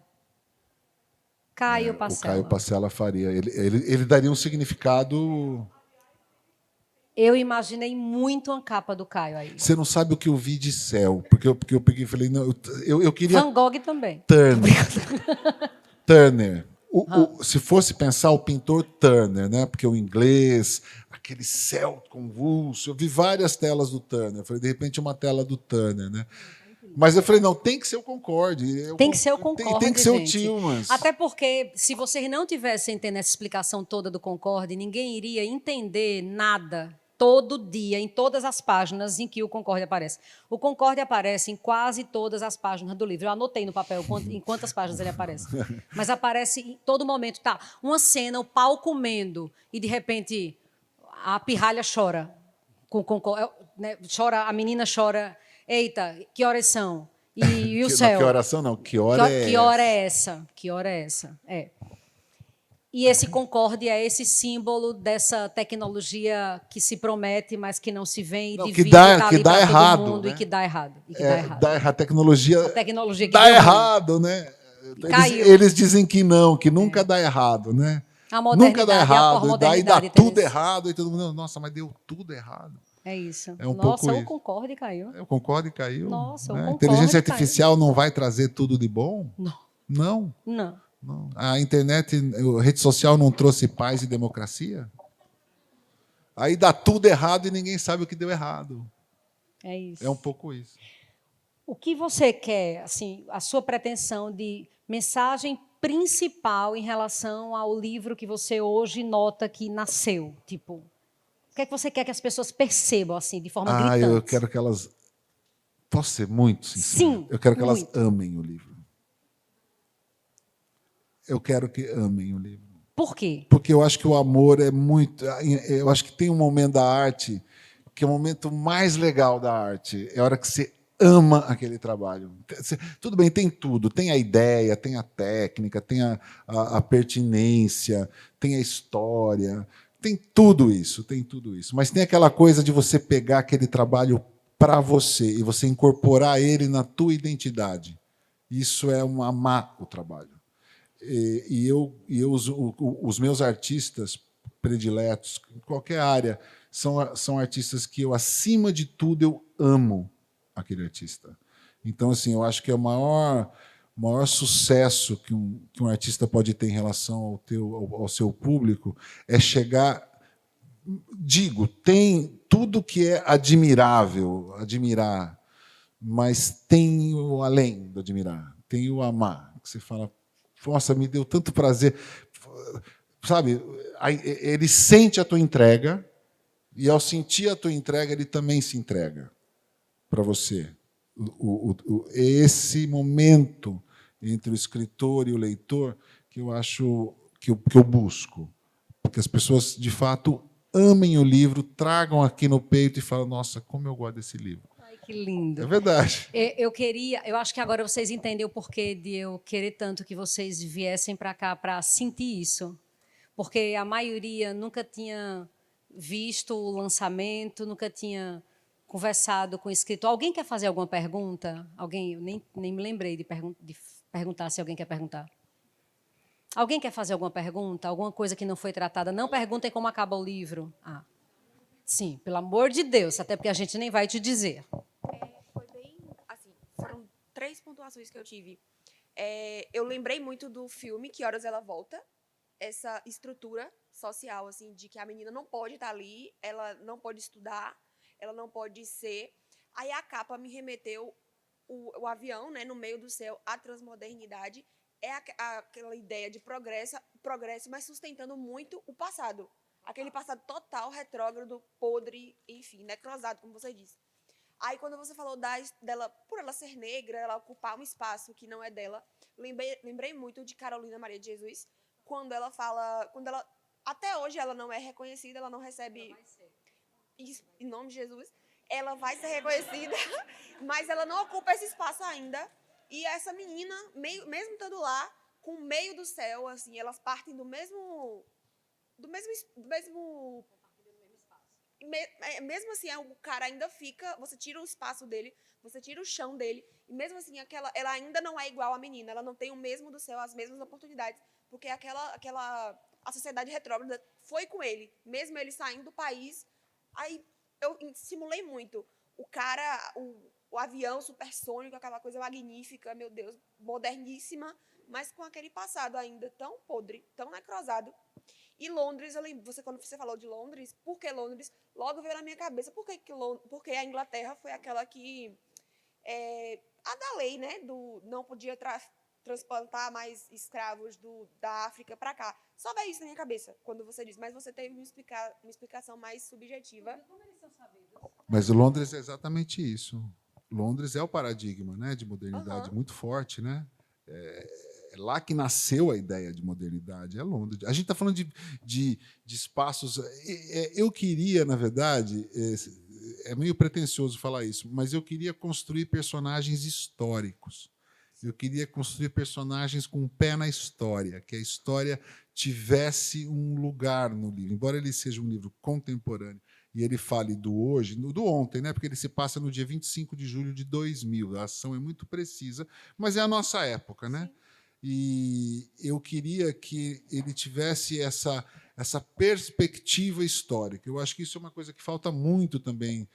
Estou aqui criticando, mas eu acho que falta muito isso na literatura contemporânea. Essa literatura urbana, ela é histórica, né? A história não aparece em nada, ou como citação, né? Mas aí o livro acabou, né? Se você precisa citar alguma coisa, né? Aí a coisa desmorona, na minha visão artística.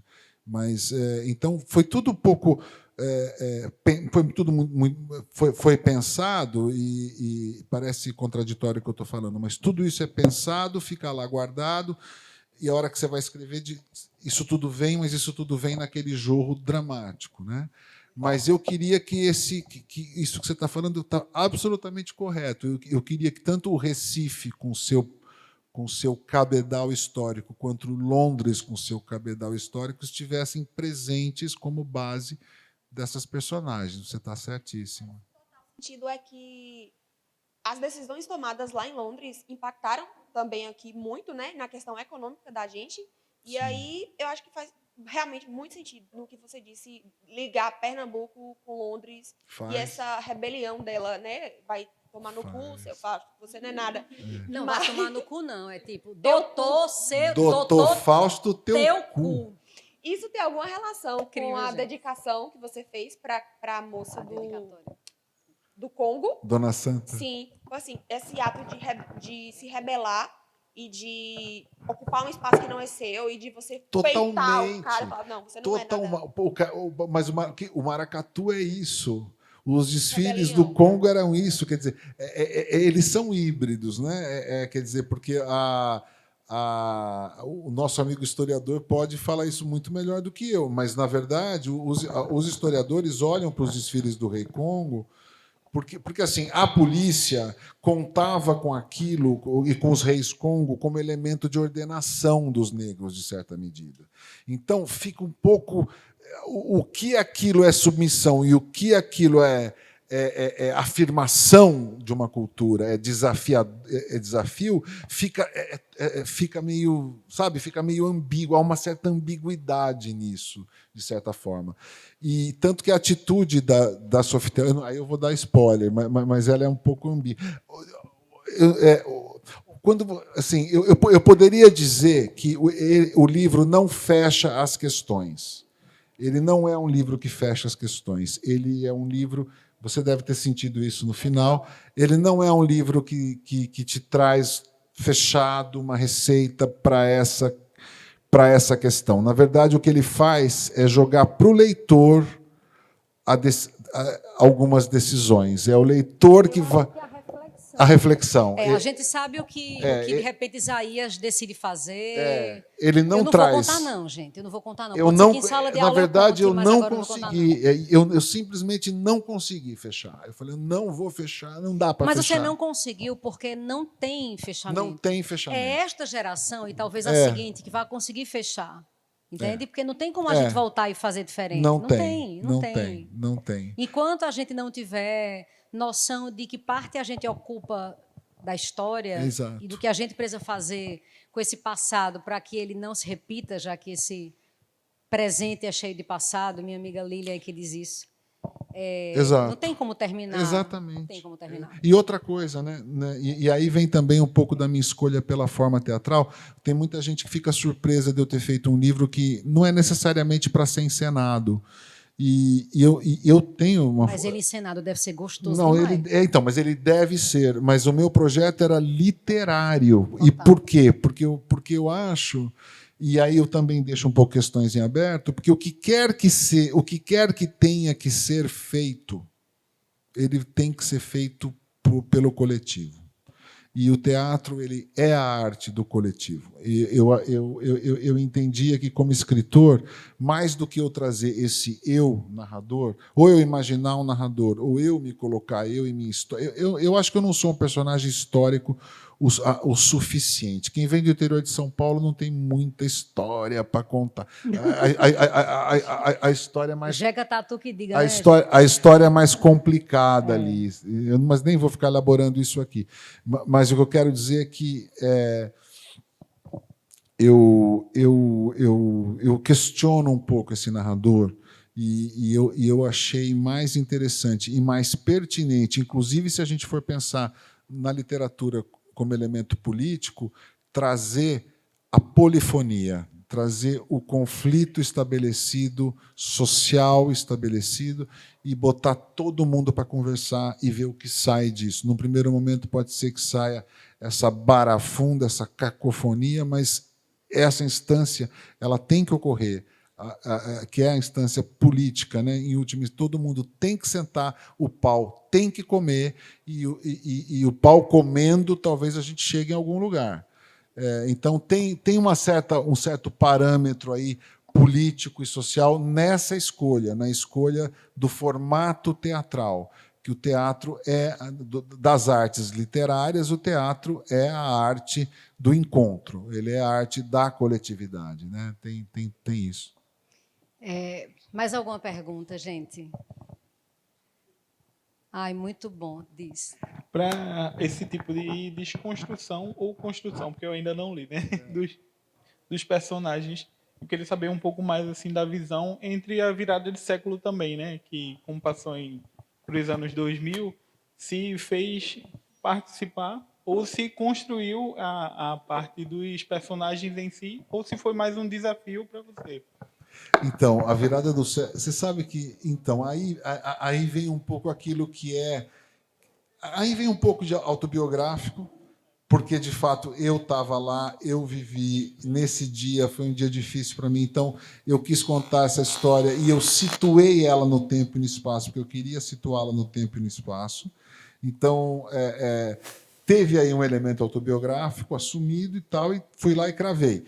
Agora, o que veio depois, como eu te falei, não foi algo que eu tenha pensado, foi a dinâmica dos diálogos da história que veio e que se fez, que é o meu estilo. Agora, é engraçado que depois de pronto, teve algumas pessoas, enfim, jornalistas que leram, críticos que leram, quem me ajudou a fazer o release, tudo isso, né? Tem sempre aquela pessoa que vem que te ajuda a fazer o release. E foi um intelectual muito interessante, Martim, lá de São Paulo, que eu adoro. Ele que leu e que ele veio com esse papo da data. E ele falou, e ele que fala, não, o livro anuncia a cacofonia que esse século inaugura, esse desencontro das palavras que sabe? Então esse elemento essa brincadeira de caiu o Concorde e acabou a concórdia, ou seja, caiu o Concorde e começou a discórdia, entre as pessoas, e não há dúvida que hoje a gente vive a época da discórdia, que ninguém concorda com absolutamente ninguém, em qualquer estágio. Né? Você vai na padaria, ninguém está de acordo com o misto quente que sai da padaria. Ninguém não se concorda mais. A gente vive a discórdia. E ele viu esse significado nessa queda desse concórdia. E ele falou: você teve uma ideia literária que é colocar o começo da discórdia na queda do concorde. E eu achei isso engraçado. Eu falei: nossa, é uma ideia poderosa. Põe aí no release, que né, parece que eu fiz uma coisa muito sacada. E eu, na verdade, nem pensei nisso. Não pensei em concórdia, não pensei em porra nenhuma. Eu simplesmente caiu o concórdia, comecei a escrever. É um bando de recifenses, vocês discutem pra caramba. Começou a discussão, aquilo não parava, e eu não conseguia fazer a discussão parar. Eu falava: parem de discutir. O autor não controla a personagem. Eu falava: meu Deus, eles não param. E eu não consigo sair disso. E quanto mais eu tentava sair, mais eles se desentendiam. Juro por Deus, eu não consegui deter os personagens dessa vez. É verdade. Tá, eu juro, tranquilo. parece que eu estou viajando Não, aqui. não. Não é. Os personagens mandam em você. E o segredo, no meu entendimento, de ser um escritor razoável é quando menos você se coloca e mais deixa eles falarem. Tudo bem, depois você edita eles, mas você tem que deixar eles falarem.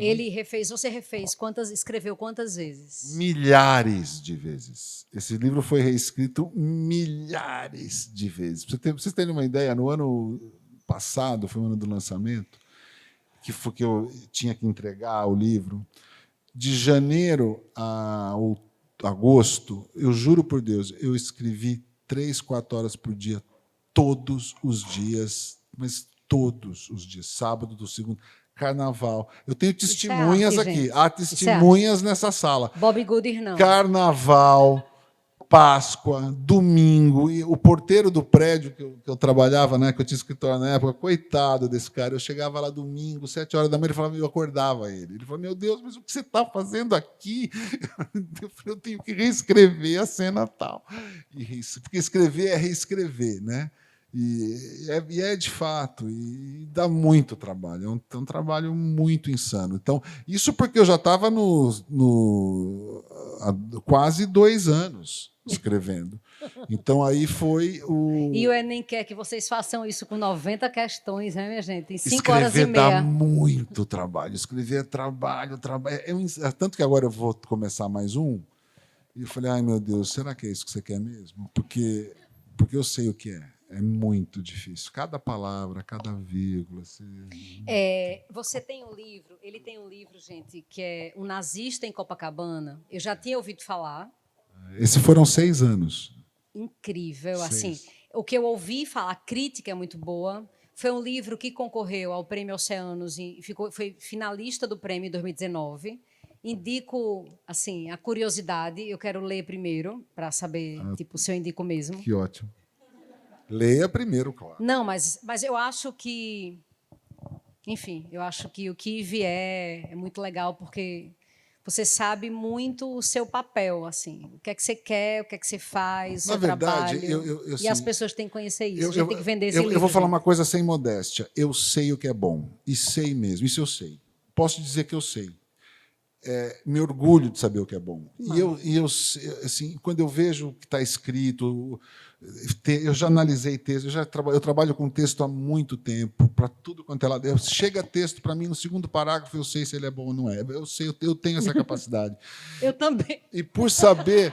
Eles estão rindo porque... E não é subjetivo. Eles estão rindo por causa da redação, entendeu? Claro. E não é... Da redação que eles fazem, e entendeu? não é nada subjetivo. Não me venha falar que texto é subjetivo, porque não é subjetivo. Há uma série de questões que envolvem regra, que envolve cultura, que envolve conhecimento de coisas, que envolve uma leitura que vai além do que está escrito, o caráter por trás daquilo. Tudo isso é objetivo, isso não é subjetivo. Claro, você pode ter o gosto, eu gosto mais disso, mas isso, tudo bem, existe o gosto, mas existe a régua também. Nós sabemos que em arte existe a régua. Então, eu sei o que é bom, e sei mesmo. Então, isso faz com que, quando eu me meto a escrever, eu vá até onde eu consigo ir, naquilo que eu posso ir, naquilo que eu sou capaz de ir. Então, eu luto muito para que seja minimamente bom. Eu não estou falando que eu sou bom para caramba, o que eu estou falando é que eu tenho noção da régua. E a hora que eu aplico essa régua naquilo que eu faço, eu jogo a régua lá para cima, porque evidentemente que eu quero ir até onde o máximo que ela puder ir, evidente, eu quero chegar lá, porque senão por que você fica 6 anos? Por que você fica 18.000 horas fazendo isso? Porque dinheiro não vai te dar, porque não dá, isso não é feito para dar. Literatura e capitalismo não combinam, nunca combinaram. Se você fosse falar em dinheiro para Homero, se você fosse falar em dinheiro para o maior de todos, provavelmente, que foi Homero, e eu sou um defensor assim muito da leitura da Ilíada e da Odisseia. Pelo amor de Deus, leiam a Ilíada e a Odisseia, a vida de vocês vai mudar para todo sempre. Homero vai falar do que você está falando, entende? Sabe, do que você está falando? Dinheiro e literatura não estão na mesmo diapasão.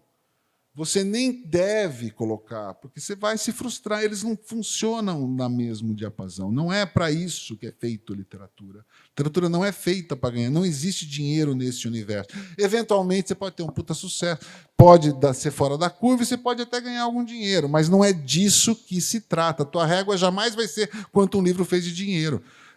Perguntar quanto Beckett fez com Esperando Godot é uma pergunta ridícula. Quanto o Drummond fez de grana?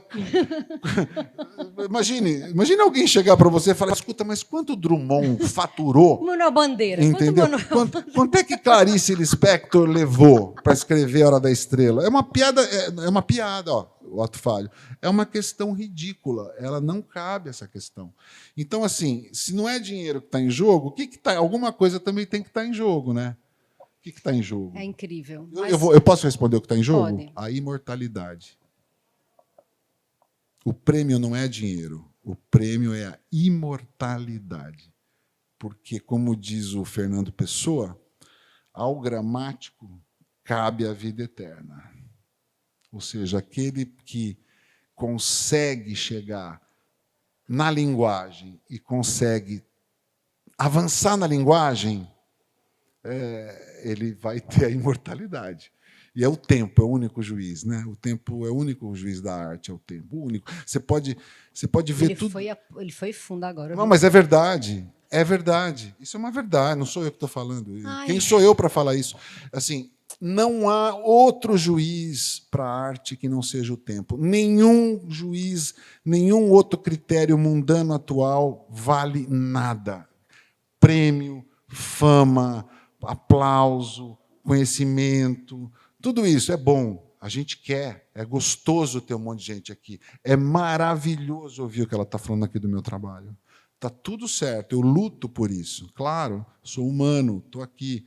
Enfim, eu tenho benefícios escrevendo bons livros, inclusive de dinheiro. Sou chamado para fazer filme, posso dar palestra. Mas nada disso conta. Não é esse o jogo. O jogo não é esse. O jogo é você colocar um tijolinho a mais nessa tapeçaria ancestral que vai permanecer pelos tempos, chamado arte literária. A hora que você botar o seu tijolinho ali, aí você conseguiu. Ah, que lindade. Obrigado. Obrigado. Última coisa, a gente tinha 40 minutos. Eu quero dizer a você, a gente tinha 40 minutos. Foi quanto? A gente está aqui há 2 horas. Ai! Isso já era previsto. Escute, eu só quero saber por que Zé da Luz para começar. Por que Gabriel está aqui. Gabriel é um aluno. Eu não que sei é se ele isso? topa ler. Se Topa. nós dois vivemos. Você não vai conseguir nunca. Coisa mais linda. Alguém sabe Zé a da... ICC? Alguém declama? Eu estou aqui, menina. Puxa, faz isso, Peraí, faz, por favor. Sim, mas eu queria saber de você antes dele ler. Sabe Gabriel, por quê? sim. Sabe por quê? Porque Érica Muniz, a minha consultora de Recife, um dia ela citou isso. Eu fiquei tão apaixonado por, mas eu fiquei tão apaixonado. Não é pernambucano, é paraibano, tá tudo bem. Ai, que lindo. E aí eu pus dentro da história isso. É E aí eu isso. falei, eu vou fazer a epígrafe mais linda deste Mais universo linda. É inteiro. sim. Mais linda. Vai vir na frente Sim. de James Baldwin, que é meu herói. James Baldwin é um herói, mas vai vir na frente, porque eu não sei uma epígrafe mais linda do que essa. Desculpa, não tem. Isso meu livro tem, o resto eu não garanto. Mas a epígrafe mais linda da literatura brasileira, de todo o mundo, universal, estou no Recife, né? Da literatura do mundo. Recife, é do mundo, é isso. Universal, da América Latina É e do isso. mundo, é minha, É sim. que é Zé da Luz. Lê aí, Gabriel, por favor. Vocês vão entender. Se um dia nós se gostasse, se um dia nós se queresse, se nós dois se empareasse, se juntinho nós dois vivesse, se juntinho nós dois morasse, se juntinho nós dois dormisse, se juntinho nós dois morresse, se pro céu nós assumisse, mas porém Se acontecer. acontecesse de São Pedro não abrisse a porta do céu e fosse te dizer a qualquer tu disse, e se eu me arrimeasse, arrime nascesse, e tu com esse insistisse para que eu me resolvesse, a minha faca puxasse e o bucho do céu furasse, través que nós dois ficasse, través que nós dois caísse, e o céu furasse, arriasse, as virgens toda fugisse. Coisa linda. Amigo meu, você tem que ver um amigo Esse meu é declamando maravilhoso, isso. né? Ele tá nervoso, ele tá nervoso. Esse Gabriel é maravilhoso. Tá nervoso, maravilhoso. ele tá nervoso. Mas eu parei no Mas céu, né? Se parou. pro céu nós a subisse. Mas, porém, se acontecesse... Esse. E ele tem o espírito do livro, esse poema. Tem, Ele tem, total, porque depois o que acontece na outra estrofe é uma doideira completa. É O livro, incrível. né, tem uma peripécia no final. O livro é divertido. O livro é divertido, a gente dá risada. Então, assim, eu quero muito agradecer. A gente tem que acabar, porque muita gente quer comprar livro, quer sua assinatura, você é famoso. Opa! Eu preciso agradecer a sua coragem de nos apresentar ao livro, mesmo. Obrigada a todo mundo que compra as minhas ideias, independentemente de quais sejam essas ideias. Vocês sabem o quanto a minha vida só tem sentido porque vocês existem e acreditam em mim e nas minhas loucuras, mais do que eu mesma, sem dúvida. Bira, parabéns. Obrigado. O livro está sendo lançado em Recife, independentemente de todos os prêmios que eu sei que ele vai ganhar. Ele, o livro, você. Mas eu quero que este livro entre nesta juventude, Eu também. que é capaz de ter subjetividade, de fazer análise, de ter senso crítico. E assim, obrigada por ter topado essa vinda Nossa, louca. que delícia. Tinha que ser lançado aqui. Lógico. Muito mais legal, com certeza, do que o lançamento em Portugal, Não há do que o dúvida. lançamento em São Paulo, Não do que o há lançamento... dúvida. Não há Você dúvida. nota eu com experiência em lançamento de livro. Mas é que eu estava esperando tu. Tava Janaína, esperando. tu tá ouvindo o que ele está dizendo? É só porque o Mas eu povo, tava gente, não mesmo. entende que se eu disse uma vez, vai ser em Recife, eu tô dentro. É isso. Ele estava querendo que eu ficasse, ô, meu filho, bora, bora. Não, meu filho, vai não, Não, então é que eu sou pronto. tímido.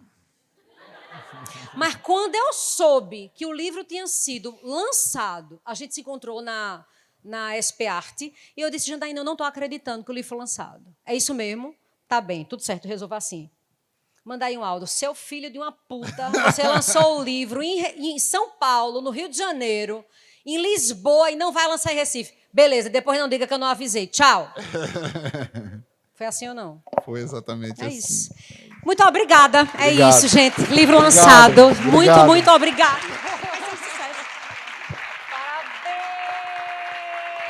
Parabéns. Que orgulho fazer Muito parte obrigado, disso. muito Gente, obrigado. muito obrigada. Obrigado, muito obrigada. O livro é incrível. Obrigado. Tem aqui. Se não tiver o livro aqui, comprem na Amazon. A gente vai revolucionar, porque um monte de editora disse que seria impossível vender livro impresso.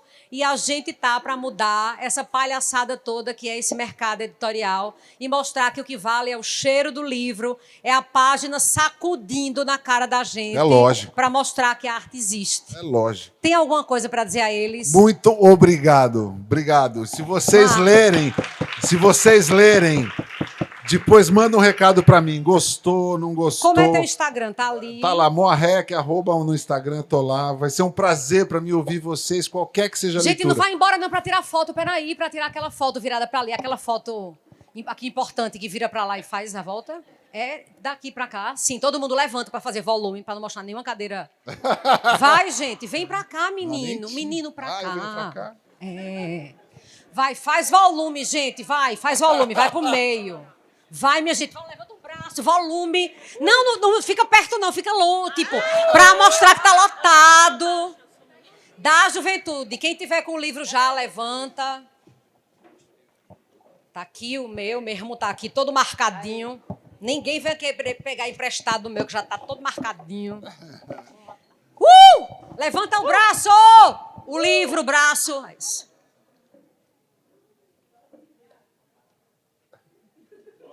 Viva a literatura brasileira!